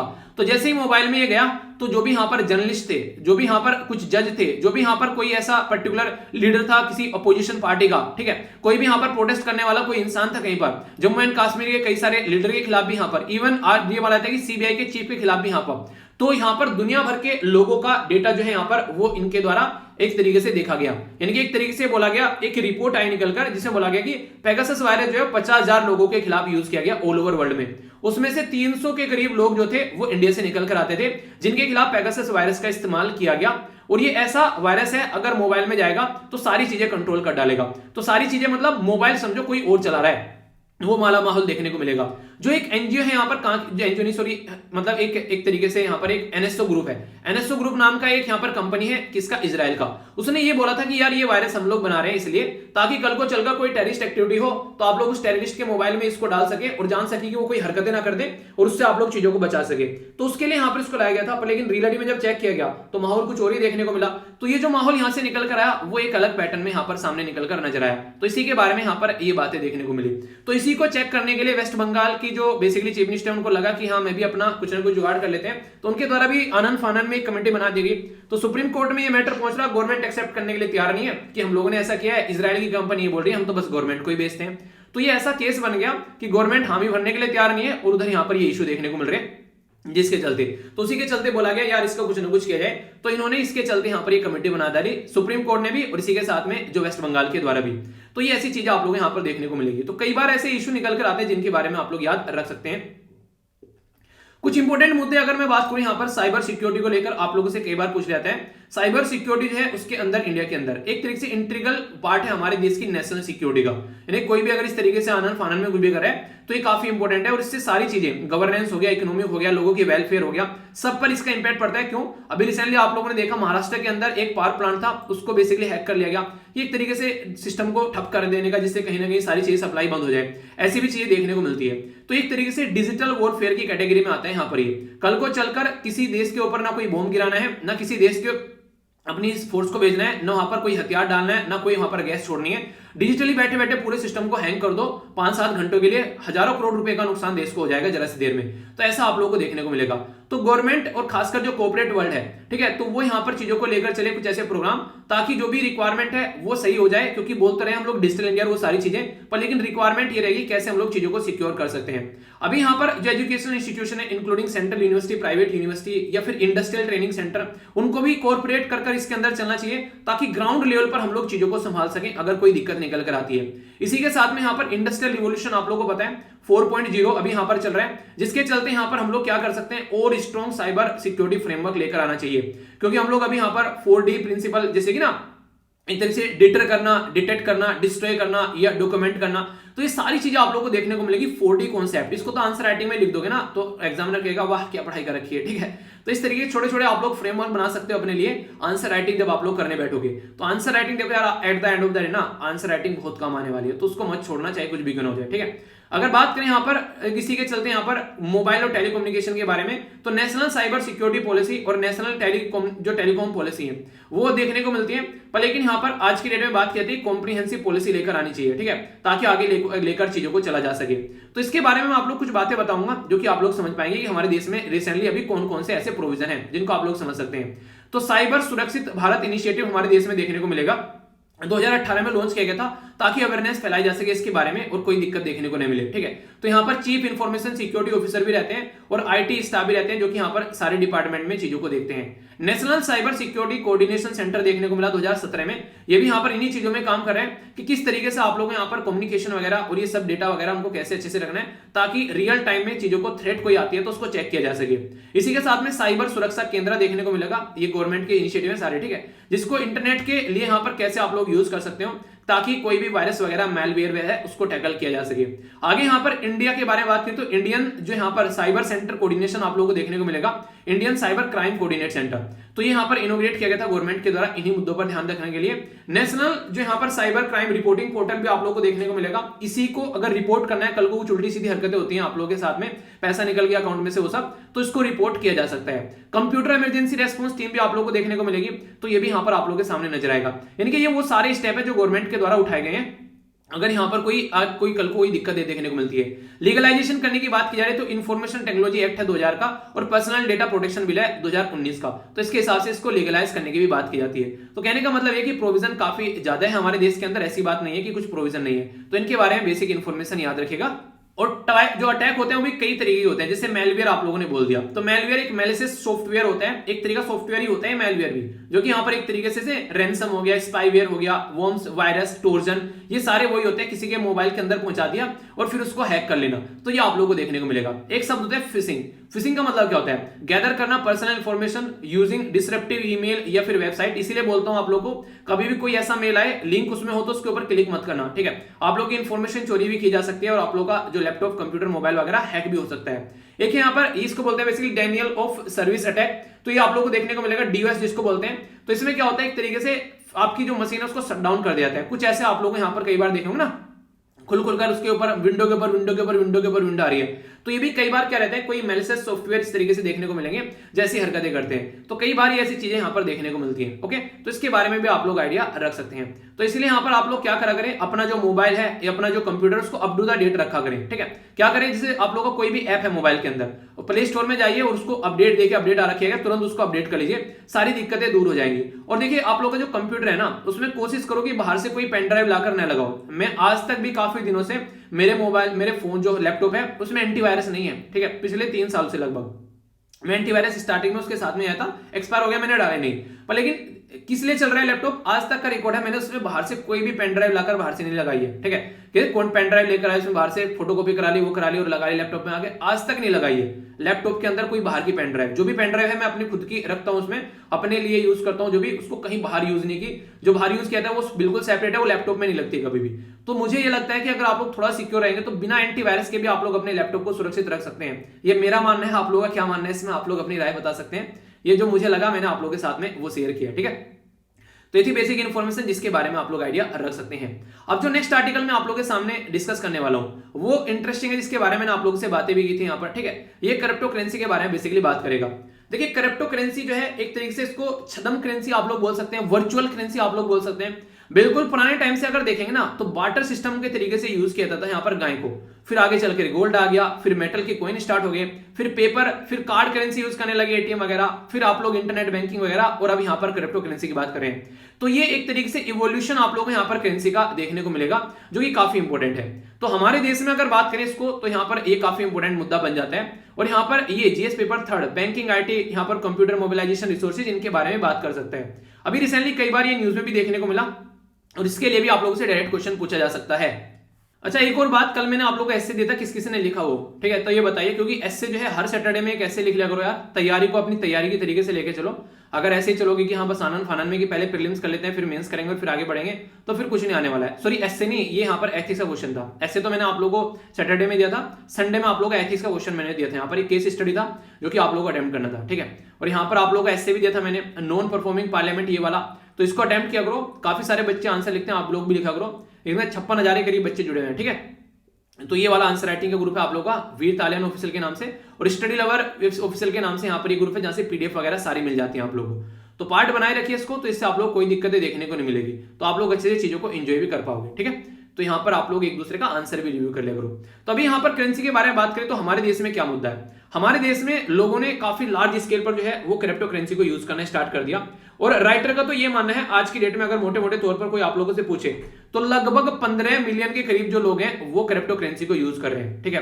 15 मिलियन के करीब लोग, यानी कि 150 लाख लोग यहाँ पर लगभग करेंसी को यूज कर रहे हैं, यानी कि लगभग मोटे मोटे तौर पर बोला जाए तो 1.5 करोड़ के करीब लोग जो है हमारे देश में क्रिप्टो करेंसी को यूज कर रहे हैं आज के डेट में। आप लोग बोलेंगे इतने सारे लोग को यूज कर रहे हैं, क्योंकि ये माना था कि क्रिप्टो करेंसी में अगर इन्वेस्टमेंट करो तो रिटर्न अच्छा मिलता है। बैंक में तो चीटी की चाल पर रिटर्न मिलता है 3, 4, 5% का, वहां आप लोगों को 15, 20, 30, 40% का भी रिटर्न मिलता है। तो इसलिए लोग जो है अपना कुछ ना कुछ पैसा जो है वो क्रिप्टो करेंसी में भी लगा कर रखते हैं। अब क्रिप्टो करेंसी की इंटरेस्टिंग चीज यहां पर ये है कि वो दुनिया में किसी भी बैंक के अंदर वो आप लोग को रेगुलेट होती नजर नहीं आएगी, इंडिपेंडेंट काम करती है। इसीलिए दुनिया की सारी गवर्नमेंट जो है वो क्रिप्टो करेंसी से डर रही है कि कल को अगर सोचो कि यहां पर पैसों में से मतलब एक तरीके से लोगों ने नॉर्मल पैसे को यूज करना बंद कर दिया और क्रिप्टो करेंसी को यूज करने लगे। सोच कर देखो, आज के डेट में आप लोग एक चाय वाले की दुकान पर जाते हो चाय पीने के लिए, वहां पर वो बोले आप लोगों से कि पेमेंट जो है वो क्रिप्टो करेंसी में लूंगा, इनको बिटकॉइन में लूंगा, ठीक है। अब वो चाय वाला जो है दूध वाले के पास में जाता है दूध लेने और चाय की पत्ती लेने, वो भी बोलता है कि क्रिप्टो जो बेसिकली बिटकॉइन में पेमेंट लूंगा।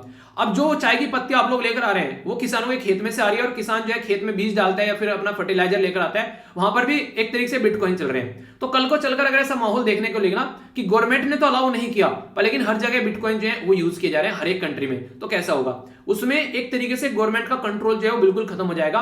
और कल के चलकर अगर कोई भी क्राइसिस आता है, जैसे 2008 में क्या था, एक तरीके का फाइनेंशियल क्राइसिस देखने को मिला, कंट्री की जो इकोनॉमी है वो कोलैप्स होना स्टार्ट होगी। तो ऐसा इशू अगर कोई होता है तो वो दिक्कतें देखने को मिलती है, तो एक अलग मुद्दा यहां पर निकल कर आता है। यहां पर जब बोला गया कि क्रिप्टो करेंसी को हम लोग बैन करेंगे रिजर्व बैंक ऑफ इंडिया ने, तो तुरंत लोग जो है वो क्या करे, वो तुरंत यहां पर सुप्रीम कोर्ट में पहुंच गए और सुप्रीम कोर्ट ने बोला है ऐसे थोड़े ना होता है, हम ना बैन करने देने के भैया। वो क्यों बोला ऐसा बैन नहीं करने देने के, तो उसका भी रीजन था, क्योंकि जब फंडामेंटल राइट में आप लोग जाते हैं अपने संविधान के अंदर में, तो पार्ट 3 में फंडामेंटल राइट लिखे हुए हैं। तो फंडामेंटल राइट के अंदर जब आप लोग जाकर देखोगे तो आप लोगों को हक देता है कि आप लोग अपनी जिंदगी को अच्छे से एंजॉय कर सकते हैं, अपने काम धंधे आप लोग कर सकते हैं। तो बोलता है टू प्रैक्टिस एंड प्रोफेशन, एक तरीके से आप लोग का जो आप लोग प्रैक्टिस कर सकते हैं, टू प्रैक्टिस एनी प्रोफेशन और कैरी, और इसी के साथ में to carry on any occupation, trade और बिजनेस, यानी कि कोई भी आप लोग प्रोफेशन, कोई भी काम कर सकते हैं, कोई भी आप लोग ऑक्यूपेशन अपना कर सकते हैं और कोई भी बिजनेस और ट्रेड कर सकते हैं, व्यापार कर सकते हैं। तो ये सारे काम करने के लिए क्या जरूरत होगी, पैसे की जरूरत होगी। और पैसे आप लोग यहां पर कहीं लिखा नहीं है कि कौन से यूज कर सकते हो आप लोग, तो कोई सोना चांदी यूज कर सकता है, जो भी छोटे लगे। तो क्रिप्टो करेंसी भी उसका पार्ट हो गई। तो इसके चलते सिटीजन का जो व्यापार करने का जो हक है उसको हनन करता है, तो फंडामेंटल राइट का। तो सुप्रीम कोर्ट ने बोला कि भाई साहब रेगुलेट करो, इसको बंद मत करो, ठीक है। पर लेकिन दिक्कत क्या है, गवर्नमेंट ये बोलती है कि कल को अगर डोनाल्ड ट्रंप बोलते हैं मुझे इसमें इन्वेस्टमेंट करना है और डोनाल्ड ट्रंप बोलते हैं मुझे इन्वेस्टमेंट नहीं करना है, तुरंत बिटकॉइन जो है वो डांस करने लगता है ऊपर नीचे ऐसे ऐसे, ठीक है। तो यहाँ पर ये क्या तरीका हो गया, तो कल को चलकर तो नुकसान भी बहुत ज्यादा हो जाएगा। तो इसके चलते यहाँ पर कुछ ना कुछ रेगुलेशन होना चाहिए। चाइना ने मना कर दिया, नहीं यूज करेंगे। ई सिल्वाडोर ने उसको क्या किया, ये इंपॉर्टेंट है, ई सिल्वाडोर ने उसको लीगल टेंडर बना दिया। तो ऐसी ऐसी दिक्कतें आप लोगों को देखने को मिलती है। तो अब इशू ये है कि इसको लेकर चलना है तो कैसे चलना है। तो यहाँ पर ये बोला था कि देखो बैन तो इसको कंप्लीटली कर नहीं सकते, आप लोग को इसको रेगुलेट करना है, ठीक है। तो ना, और यहाँ पर ऐसे भी कंडीशन बन सकती है कि नाइदर बैन और नो रेगुलेट, यानी कि ना तो आप लोग इसको रेगुलेट कर पाओगे। अब यहाँ पर राइटर ये बोल रहे हैं इंटरेस्टिंग बात कि आप लोग इसको रेगुलेट भी नहीं कर पाओगे, क्योंकि ऐसा थोड़ी ना कि आप लोगों की खुद की करेंसी है, आपके देश की करेंसी है, रेगुलेट तो तब करोगे ना आपके देश की करेंसी है, आपके देश की करेंसी है नहीं तो आप लोग रेगुलेट कैसे करोगे। तो ये भी काफी बड़ा इशू यहाँ पर देखने को मिलता है। तो इसके चलते यहाँ पर ये बोला जा रहा है कि अगर सारी दुनिया के जो लोग एक साथ में आएंगे तो ही इसको रेगुलेट कर पाएंगे, और सारी दुनिया के लोग जो है वो एक साथ में कभी आएंगे नहीं, तो ये भी दिक्कतें देखने को मिलेगी। तो बहुत सारी समस्याएं हैं, पर लेकिन समस्या फायदे भी है, फायदे भी है। जैसे कि फास्ट एंड चीप ट्रांजेक्शन है, इसके ऊपर कोई 2% का टैक्स नहीं लगेगा अगर आप लोग ट्रांजेक्शन करोगे, तो ये अच्छी बात है। यहाँ पर कोई इसको कंट्रोल ही नहीं करता है, ठीक है। एक तरीके से इन्वेस्टमेंट डेस्टिनेशन आप लोग को देखने को मिलेगा, एक तरीके से कि एक तरीके से लिमिटेड सप्लाई क्रिप्टो करेंसी की यहाँ पर जो है, ठीक है। तो ये जैसे कि गोल्ड हो गया, तो गोल्ड लिमिटेड आप लोगों को देखने को मिलेगा, ठीक है, कि इतना ही गोल्ड है। पर लेकिन इसमें तो है नहीं ऐसा कुछ यहाँ पर, क्योंकि जितना चाहो तुम इतना बना सकते हो। यहाँ पर अपने कंप्यूटर रखो, एक सिस्टम रखो, उसके थ्रू आप लोग इसको क्रिएट करोगे। पर लेकिन ये बिल्कुल ऐसी है जैसे एक कोयले की खान में से कोई आप लोगों को बोले कि डायमंड निकालना, ठीक है। तो इतना यहाँ पर मेहनत इसमें लगती है। तो दुनिया भर के कंप्यूटर आप लोग ऐड करने पड़ेंगे, पूरा सिस्टम एस्टेब्लिश करना पड़ेगा, कईयों घंटों तक चीजें चलती रहेंगी, दुनिया भर का इसमें आप लोग प्रोसेसिंग सिस्टम लगेगा, तब जाकर यहाँ पर कोई आप लोग का एक बिटकॉइन क्रिएट होगा। तो एक आसान काम यहाँ पर नहीं है इसको क्रिएट करने के लिए। पर लेकिन यहाँ पर सबसे बड़ी बात यहाँ पर ये है, एक तो टेक्नोलॉजी काफी ज्यादा कॉम्प्लेक्स है, ठीक है। तो यहाँ पर रेगुलेटरी कोई इसके ऊपर बॉडी नहीं है, ठीक है। इसी के साथ में आप लोग को देखने को मिलेगा कि चैलेंज है कई सारे, अगर कल को कोई दिक्कत होती है तो कैसे सुधारा जाए, ठीक है। तो कैसे इसको प्लेटफॉर्म को यूज किया जाए, कई सारे लोग कुछ पता नहीं है इसके बारे में। पर बेनिफिट क्या है इसके कि एक्चुअल में अगर बात करें आप लोग यहाँ पर, तो ये मैंने अभी आप लोग को बताया, तो ये फायदे आप लोग को देखने को मिलेंगे। एंटी इन्फ्लेमेटरी है अगर बोला जाए यहाँ पर, तो इन्फ्लेशन की महंगाई होगी उसमें इस पे ज्यादा कोई इंपैक्ट देखने को नहीं मिलेगा, ठीक है। तो डिमांड करेंसी की, ठीक है, तो यहाँ पर वो कंडीशन नहीं है। तो due to high demand of the currency, तो प्राइस जो है वो है लार्जली रिमेन एक तरीके से ग्रोइंग ट्रेजेक्टरी फिर बढ़ते हुए नजर आ रहे हैं, ठीक है। तो सिनेरियो क्या रहता है यहाँ पर, एक तरीके से आप लोगों को देखने को मिलेगा। तो यहाँ पर इसको कई बार इजी यूज के तरीके से देखा जा रहा है, पर लेकिन नेगेटिव क्या है, कोई कंट्रोल नहीं कर रहा है, पैसा डूब गया तो क्या होगा, अगर रिस्क ले रहा है सामने वाला, तो वो बात है, वही मूवी ना, रिस्क है तो इश्क है, तो वाला मुद्दा देखने को मिलेगा। तो मैनेज कैसे कैसे चलना है वो भी तो समझना पड़ेगा, तो ये भी मुद्दा है। तो इसके चलते हमारे देश में एक लीगलाइज फ्रेमवर्क लाया जा रहा है, crypto currency regulation official digital currency bill. तो इसके बारे में बात की जा रही है। तो बेसिक इन्फॉर्मेशन याद रखिएगा, और भी यहाँ पर कई सारे मुद्दे हैं कि कैसे इसको लेकर चलना है, पर ग्लोबल कोऑपरेशन रहेगा तभी जाकर आप लोग इसको रेगुलेट कर पाओगे, अकेले से ना हो पाने का है, ठीक है। तो यहाँ पर ये बेसिक मुद्दे हैं। तो कहां पर ये अभी ई सिल्वाडोर के द्वारा यहाँ पर अभी इसको लीगलाइज टेंडर किया गया, हमारे देश में बिल है, वो मैंने आप लोग को बता दिया। ये कुछ मुद्दे इसके बारे में जो आप लोग याद रख सकते हैं, अगर कोई कंफ्यूजन हो तो आप लोगों को भूलना नहीं है, ठीक है। तो इसके बारे में याद रखिएगा। वैसे इसके ऊपर डिबेट भी यहाँ पर भी चल रहा है ना, जैसे हमारी कंट्री के अंदर बिल लेकर आना है, तो उसके चलते बातें की जा रही है। तो देखते हैं सोल्यूशन इसका क्या निकलता है, अभी इसके बारे में ये टॉपिक आप लोग याद रख सकते हैं, ठीक है। आइए अब आप लोगों से बात करूंगा यहाँ पर नेक्स्ट मुद्दे के बारे में। ये जो मुद्दा है ये यहाँ पर बात कर रहा है टेक्नोलॉजी लीडर बनाने के लिए इंडिया को। ये काफी इंटरेस्टिंग मुद्दा मुझे लगा। सबसे बढ़िया बात यहाँ पर ये बोलेगी कि अगर आज को अपने देश को टेक्नोलॉजी में पावरफुल बनाना है तो क्या करना पड़ेगा। तो यहाँ पर उदाहरण दिए गए यूएसए के, ठीक है, इसी के साथ में चाइना के। तो चाइना का उदाहरण मुझे काफी इंटरेस्टिंग लगा। देखिए हमारे देश में क्या कोशिश कर रहे हैं, हमारे देश में कोशिश कर रहे हैं कि टेक्नोलॉजी अगर हब बनाना है तो हमारी गवर्नमेंट ये सोच रही है कि प्राइवेट वाले आकर इन्वेस्टमेंट करना स्टार्ट कर दें और हमारी कंट्री जो है वो टेक्नोलॉजी हब बन जाए। पर लेकिन प्राइवेट वाले इन्वेस्टमेंट तब करेंगे जब आप लोग उनके लिए ऑफिस बनाओगे, पंखा उसमें एसी लगाओगे, उनको चाय पानी पिलाओगे, ठीक है, वो आने के लिए बैठने के लिए उनकी अच्छी जगह बनाओगे। यानी कि एक बेसिक ढांचा आप लोगों को उनको तैयार करके देना पड़ेगा, उस बेसिक ढांचे में वो अपने ढांचे खड़े कर सकते हैं। पर लेकिन अगर आप लोग सोचे कि बेसिक ढांचा भी प्राइवेट वाले आकर बनाएंगे तो भाई साहब ऐसा ना होने का है। क्यों? क्योंकि आज तक ऐसा किसी देश में हुआ ही नहीं है। अगर यूएसए में यहाँ पर कोई भी आज के डेट में इतना बड़ा जो चीजें उन्होंने स्टैब्लिश कर दी, तो एक बेसिक जो ढांचा तैयार किया गया वो उनकी गवर्नमेंट के द्वारा तैयार किया गया। चाइना में यहाँ पर मैक्सिमम चीजें आप लोगों को देखने को मिलेगी कि गवर्नमेंट ओन है, यानी कि गवर्नमेंट उनको एक अपने अंडर रखती है और प्राइवेट वालों को उनके वाले एरिया दे रखे हैं, पर लेकिन उनको भी मैनेज करने का काम करती है, मिलकर सपोर्ट प्रोवाइड कराती है। ऐसा नहीं कि तुम अपने आप कर लो। हमारी कंट्री में गवर्नमेंट बोला जा रहा है राइटर के द्वारा ये सोच रही है कि भाई साहब तुम सारा काम अपने आप कर लो, तो ये पॉसिबल नहीं हो पाएगा। और ये प्रेजेंट गवर्नमेंट नहीं, पहले वाली गवर्नमेंट भी ऐसे ही सोच रही थी। तो अभी कोशिश ये की जा रही है कि यहाँ पर मुद्दा ऐसा होना चाहिए कि पहले आप लोग उनको ढांचा बना के दो, तो फिर ये काम करते हुए नजर आएंगे। उसमें ढांचे में क्या कर सकते हैं, इंपॉर्टेंट बात ये रिसर्च और डेवलपमेंट पे अगर कोई पूछ ले हमारे देश में कितना खर्चा किया जाता है साइंस एंड टेक्नोलॉजी के अंदर में, तो आज की डेट में अगर 90s में आप लोग जाओगे, यानी कि 1990 के फेर में आप लोग जाओगे तो 0.85% हम लोग खर्च कर रहे थे। उस टाइम पर जो चाइना है वो लगभग 2% खर्च कर रहा था। अभी अगर बात करें 2018 में, अगर लास्ट डेटा में आप लोगों से बात करूं, हम लोग खर्च कर रहे हैं यहां पर 0.065, यानी कि घट कर और नीचे आ गए हम लोग यहां से, ठीक है। और चाइना क्या हुआ, वो 2 से बढ़कर यहां पर 4 पर पहुंच गया 4.5। तो आप लोग ये सोचिए जब हम लोग रिसर्च एंड डेवलपमेंट के अंदर खर्च नहीं कर रहे हैं तो कैसे हमारी चीजें आगे बढ़ पाएगी। तो ये काफी बड़ा मुद्दा है। दूसरा, अगर दूसरी साइड में हम लोग बात करें, एक सिस्टम होता है जिसको बोलते हैं, हम लोग क्या बोलते हैं उसको, एसटीईएम। एसटीईएम का मतलब क्या होता है, science technology engineering and mathematics. इसके अंदर आधी जनता, यानी कि हमारी जो 50% जो पॉपुलेशन खासकर अगर जो लड़कियों की है, उसको यहाँ पर इनके अंदर जो है बेसिकली एक तरीके से अलग रखा जाता है। हम लोग सोसाइटी में उनको इनमें भेजना पसंद नहीं करते हैं कि बीए कर लो, ये कर लो, वो कर लो, वो सारी चीजें बोलते रहते हैं। तो इससे क्या दिक्कतें देखने को मिलेगी, तो कैसे हम लोग हब बन पाएंगे, एक तरीके से ये मुद्दा आप लोगों को देखने को मिलेगा। तो काफी सारी सोचने वाले मुद्दे ऐसे हैं जो कि हम लोग को समझना पड़ेगा। हमारे कंट्री में दुनिया भर के इंजीनियर आप लोगों को नजर आ जाएंगे, पर लेकिन क्या इंजीनियर उस क्वालिटी पे डेवलप कर रखे हैं आप लोगों ने ताकि उनको आगे लेकर चला जा सके सही डायरेक्शन में। तो वो सारे मुद्दे यहाँ पर देखने को मिलेंगे। तो जिस तरीके से यूएसए में यहाँ पर प्रॉपर चीजें आप लोगों को देखने को मिलेगी, उन्होंने अपॉर्चुनिटी को भुनाया, वहां टैलेंटेड पर्सनैलिटी को आगे लेकर आए, उनके बेस पर आज के में गूगल जैसी कंपनी उनके पास में है, यूट्यूब जैसी, फेसबुक जैसी, इंस्टाग्राम जैसी, ट्विटर जैसी सारी बड़ी बड़ी एमएनसी जो है वो यूएसए के पास में है, और इन सारी बड़ी बड़ी कंपनी के मालिक कौन है, वो इंडियन है। तो इसका मतलब आप लोगों ने पहले अपने देश में जो टैलेंट है उसको ढंग से यूटिलाइज ही नहीं किया आप लोगों ने, वो कहीं और जाकर अपने काम कर रहे हैं। तो उसके चलते यहाँ पर ये सिस्टम आप लोगों को समझना पड़ेगा। तो बेसिक मुद्दा है, इसके बारे में कोई कंफ्यूजन आप लोगों को नहीं होना चाहिए। सारी बातें इसलिए मैंने डिटेल में बता दी ताकि आप लोग चीजों को अच्छे से यहाँ पर समझ सको। बाकी एक और एडिटोरियल है यहाँ पर, ये जीएस पेपर फर्स्ट और सेकंड गवर्नेंस और सोसाइटी के अंदर पूछा जा सकता है। जो एज है वो 18 से लेकर 21 की गई है अभी, ठीक है। तो इसके बारे में कुछ इंपोर्टेंट बातें तो ये याद रख लीजिएगा। यहाँ पर बेसिकली अभी एक चीफ बनाई गई यहाँ पर समता पार्टी की, जो यहाँ पर चीफ थी जिनका नाम था जय जेटली, तो इनकी अध्यक्षता में कमेटी बनाएगी, पहला इंपोर्टेंट मुद्दा। दूसरा, इसमें शारदा एक्ट के बारे में याद रखेगा, इसके हिसाब से हमारे देश में जो एज थी पहले इसके हिसाब से एज डिसाइड की गई। 1929 में ये एक्ट आया था कि मैरिज की एज क्या होनी चाहिए, ठीक है। फिर आगे चलकर इसी में अमेंडमेंट किया गया और यहाँ पर जो एज थी उसको बढ़ा दिया गया 18 से लेकर 21 में। तो ये इंपॉर्टेंट है। एक चाइल्ड प्रोविजन, जो हमारी कंट्री में provision of the child marriage act भी है, ये आप लोग याद रखेगा। इनके कुछ मुद्दे हैं जिनके बारे में आप लोग याद रखते हैं, जिनसे डायरेक्ट क्वेश्चन आप लोग बन जाएंगे। जल्दी जल्दी एक ओवरव्यू इसलिए दे रहा हूं क्योंकि ऑलरेडी मैं आप लोग को ये कई बार पढ़ा चुका हूं, तो कोई कंफ्यूजन नहीं होना चाहिए। हमारी कंट्री में अलग अलग एक्ट है। द हिंदू मैरिज एक्ट है 1955 का। इस्लाम के अंदर जाएंगे तो उनके लिए अलग एक्ट है। यहाँ पर बेसिकली पुबर्टी एज अगर कोई ले लेता है, इनके 10 से 12 साल की एज में, 14 साल की एज में, और लड़कों लड़कियों के लिए 16 साल तक का, तो यहाँ पर उस एज के बाद में शादी कर सकते हैं। Special marriage act, provision of the child जो मैरिज एक्ट, ये सारे एक्ट हैं, अलग अलग एज है। तो माना यह जाता है कि कैसे चीजों को लेकर चलना है, तो कैसे बैलेंस बनाना है, तो कई सारे ऐसे मुद्दे यहाँ पर देखने को मिलते हैं। लेकिन अगर लेकर आएंगे यहाँ पर कि 21 साल एज कर देते हैं तो बच्चों काफी ज्यादा फायदे देखने को मिलेंगे यहाँ पर वुमेन को भी और बच्चे को भी, ताकि जो मेल न्यूट्रिशन का शिकार बन जाते हैं वो सारे कुपोषण का शिकार, वो दिक्कतें देखने को मिलेगी। वुमेन को इंपावर किया जा सकेगा, ठीक है। और यहाँ पर एक तरीके से चाइल्ड मैरिज को अगर रोका जाएगा तो और भी कई सारे खतरे यहाँ पर देखने को रहते हैं, तो वो सारे टल जाएंगे। तो बहुत सारे फायदे देखने को मिलेंगे।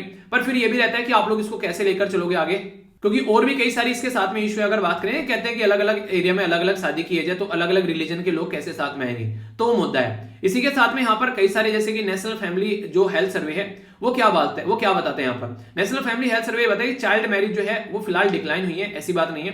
27 से लेकर यहाँ बेसिकली 27 से लेकर यहाँ पर 23 पर आ गई है, ये नेशनल फैमिली हेल्थ सर्वे बोलते हैं, ठीक है। 70% ऑफ अर्ली जो मैरिज हुआ करती थी वो मैक्सिमम आप लोगों को शेड्यूल कास्ट या शेड्यूल ट्राइब में आप लोगों को देखने को मिलती है।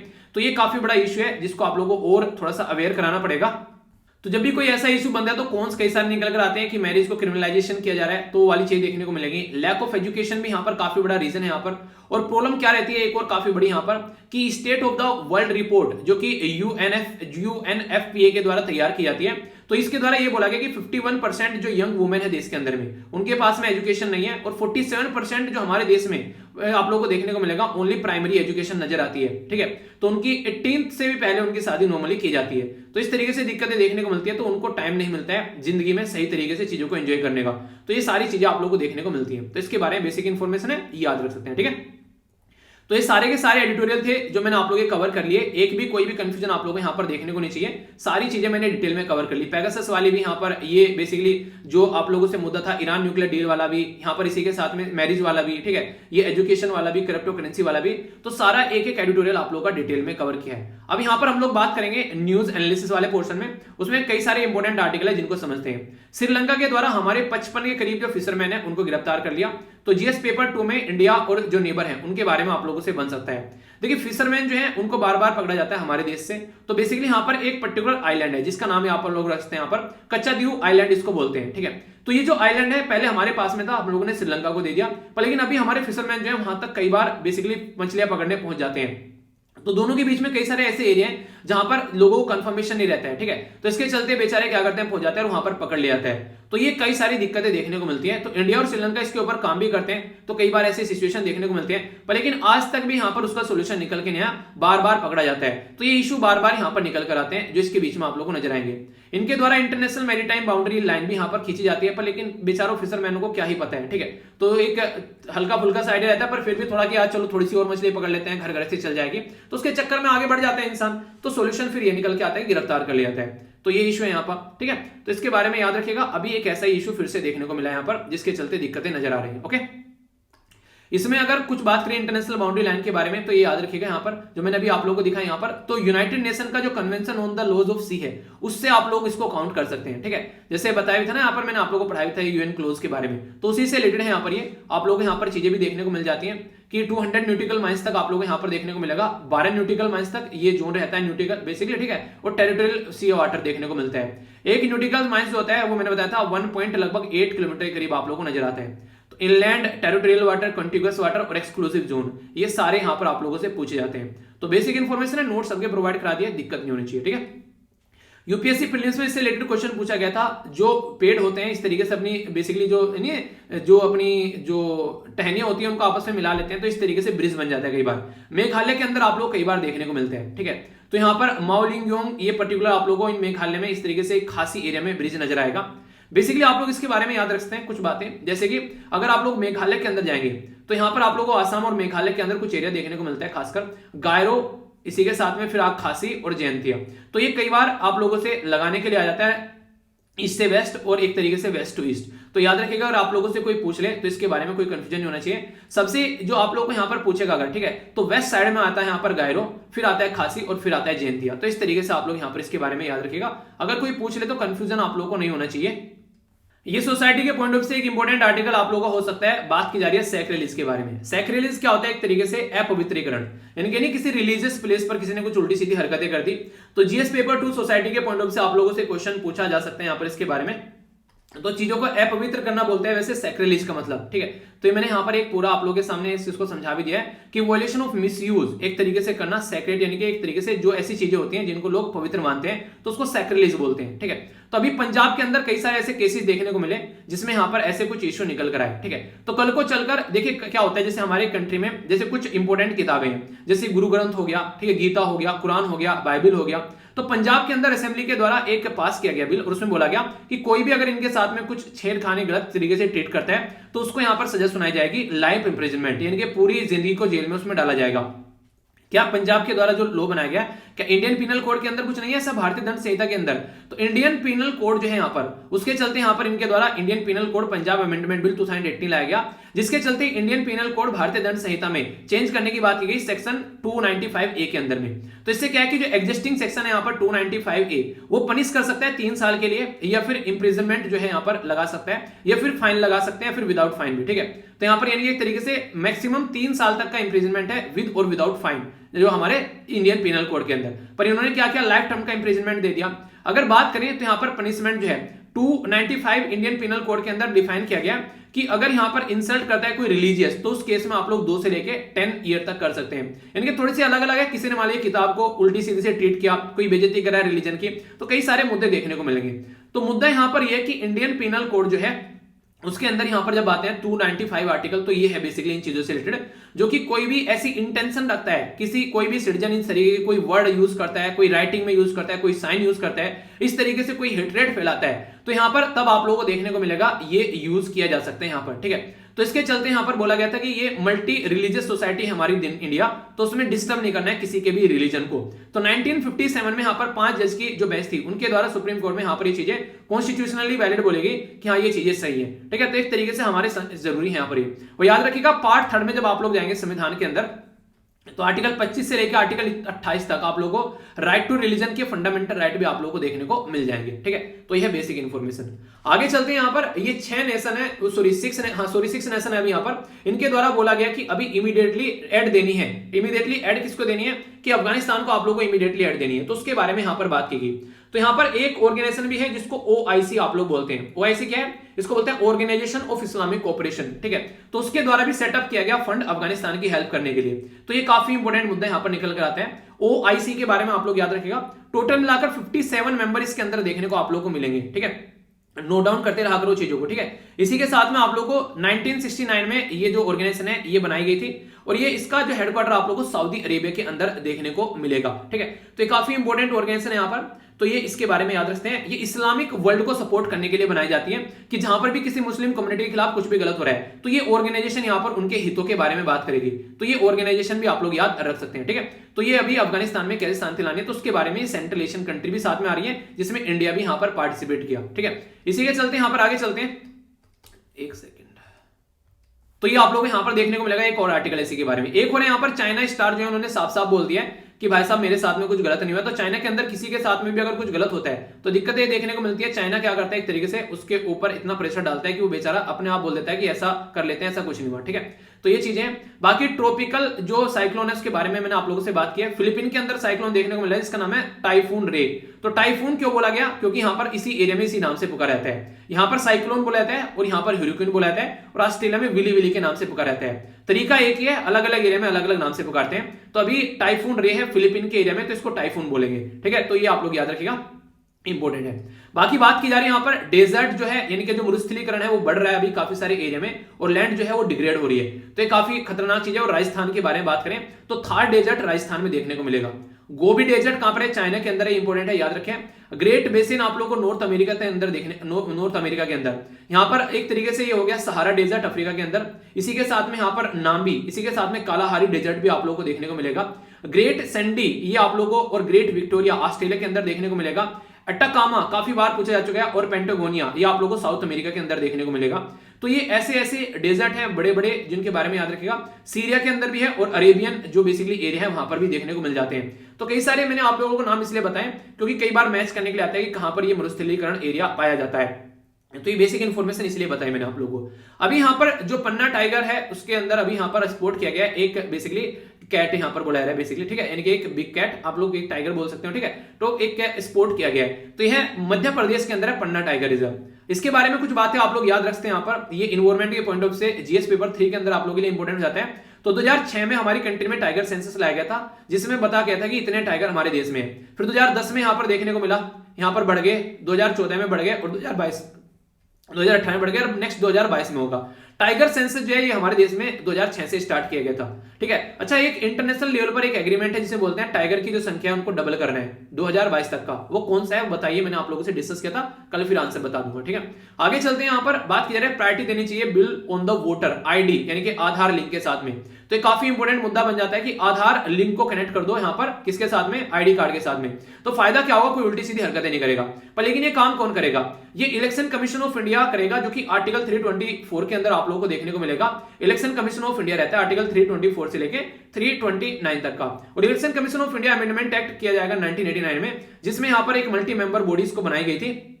तो यहां पर ये भी चीजें याद रखिएगा। और यहां पर आर्टिकल ये मैंने आप लोगों को बताई दिए। पंचायती और म्युनिसिपैलिटी के बारे में आप लोगों को देखने को मिल जाते हैं, पर लेकिन पंचायत और म्युनिसिपैलिटी में स्टेट के इलेक्शन कमीशन काम करते हैं, ठीक है।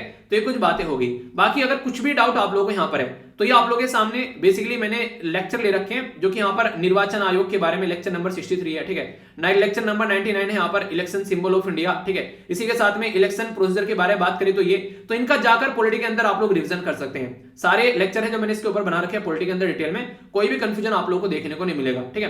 तो आधार कार्ड के साथ में अगर इसको कनेक्ट किया जाता है तो कई सारे इशू पहले भी देखने को मिल चुके हैं कि आधार कार्ड के साथ में केवीआईसी आप लोगों को डेवलप करनी है, नो योर कस्टमर। तो दिक्कत ये रहती है कि अगर किसी इंसान को नो योर कस्टमर की कैटेगरी अगर कंफर्म नहीं है तो यहां पर फिर उसको कई सारी स्कीम के फायदे नहीं होते हैं। तो सुप्रीम कोर्ट बोलता है कि इसको वॉलंटरी रखो। तो कई बार ऐसी बातें निकल कर आती है। तो अभी वॉलंटरी रखना है, कैसे रखना है वो सारी बातें आइडेंटिटी कार्ड के साथ में कैसे करना है। तो representation of the people act जो हमारे देश में उसमें अमेंडमेंट करना पड़ेगा, ठीक है। तो ये है बेसिक इन्फॉर्मेशन इसके बारे में जो याद रख सकते हैं। आगे बात करें यहाँ पर गोवा लिबरेशन के बारे में मैंने आप लोगों से बात की, तो उसी के बारे में ये क्वेश्चन है यहाँ पर। तो याद रखिएगा जो मैंने अभी क्वेश्चन भी स्टार्टिंग में आप लोगों से पूछा था, ठीक है। तो यहाँ पर गोवा लिबरेशन के बारे में, तो इसका आंसर ए है। ये मैंने डिस्कस भी किया था आप लोगों से जो शाम को वीडियो आती है उसके अंदर में। तो ऑपरेशन विजय आप लोग याद रखिएगा गोवा को लिबरेट करने के लिए यहाँ पर कराया जाता। तो ये क्वेश्चन आप लोगों से डायरेक्ट पूछे जाते हैं, ठीक है। तो कोई कंफ्यूजन माइंड में नहीं रहना चाहिए, क्लियर होना चाहिए। तो उसी के बारे में 60वां अभी यहाँ पर इनके द्वारा एनिवर्सरी सेलिब्रेट की गई, ठीक है। आगे चलते हैं। यहाँ पर आरटीआई के बारे में बात की जा रही है। यहाँ पर आरटीआई बेसिकली डाली गई एसबीआई रिपोर्ट के बारे में। तो जो बॉन्ड्स है उसके बारे में यहाँ पर बात की जा रही है। आप लोगों को पता है हमारे देश में जो है जो बैंक के द्वारा जो बॉन्ड तैयार किए जाते हैं जिसमें जो हमारी कंट्री में जो गवर्नमेंट है उनको पैसा जाता है, ठीक है। तो इलेक्शन बॉन्ड नॉर्मली उनको बोलते हैं। तो इलेक्शन बॉन्ड के बारे में गवर्नमेंट जो है वो इन्फॉर्मेशन छुपा कर रखती है, तो उसकी वजह से यहाँ पर दिक्कतें देखने को मिलती है। तो उसी के बारे में यहाँ पर बात की जा रही है। हल्का फुल्का आइडियाज के बारे में आप लोग रख सकते हैं। दिक्कतें क्या देखने को मिलती है वो मैं आप लोग को यहाँ पर बताता हूँ। जब कोई पैसा यहाँ पर बेसिकली गवर्नमेंट को देता है, किसी भी पॉलिटिकल पार्टी को देता है, तो यहाँ पर उसको ट्रेस नहीं किया जा सकता है दूसरे बाहर वालों के द्वारा। ये गवर्नमेंट अपने हिसाब से यहाँ पर काम करती है। तो ये इशू कई बार यहाँ पर देखने को मिलते हैं। तो उसी के बारे में यहाँ पर बात की जा रही है कि अभी इसके बारे में आरटीआई प्ली जो है वो यहाँ पर रिपोर्ट मांग रही है इसके बारे में, तो डिसमिस कर दी गई है। ठीक है, तो RTI pleas seeking the SBI report on the poll bond, तो डिसमिस कर दी गई, इन्फॉर्मेशन दी गई नहीं, इन्फॉर्मेशन नहीं दी गई कि पैसा कहां से आ रहा है और कहां को जा रहा है। तो इलेक्ट्रोल बॉन्ड के बारे में ये चीजें आप लोगों को देखने को मिलेगी। राइट टू इन्फॉर्मेशन एक्ट जो आता है, उनको इन्फॉर्मेशन लेने का अधिकार भी है, और राइट टू इन्फॉर्मेशन एक्ट जो है फंडामेंटल राइट है, आर्टिकल किसके अंदर, आर्टिकल 19 के अंदर, ये याद रखेगा। ठीक है, तो ये इसके चलते यहाँ पर ये फंडामेंटल राइट ही बनाया गया। तो इसके चलते एक केस था जिसको Rajnarayan versus state of Uttar Pradesh का केस आप लोग बोलते हैं, जिसमें यहाँ पर ये मुद्दा निकल कर आया और आप लोग इसको मना कर रहे हो, तो ये गलत बात माना जाता है। और 2005 में ये एक्ट आया था जिसके बारे में याद रखिएगा।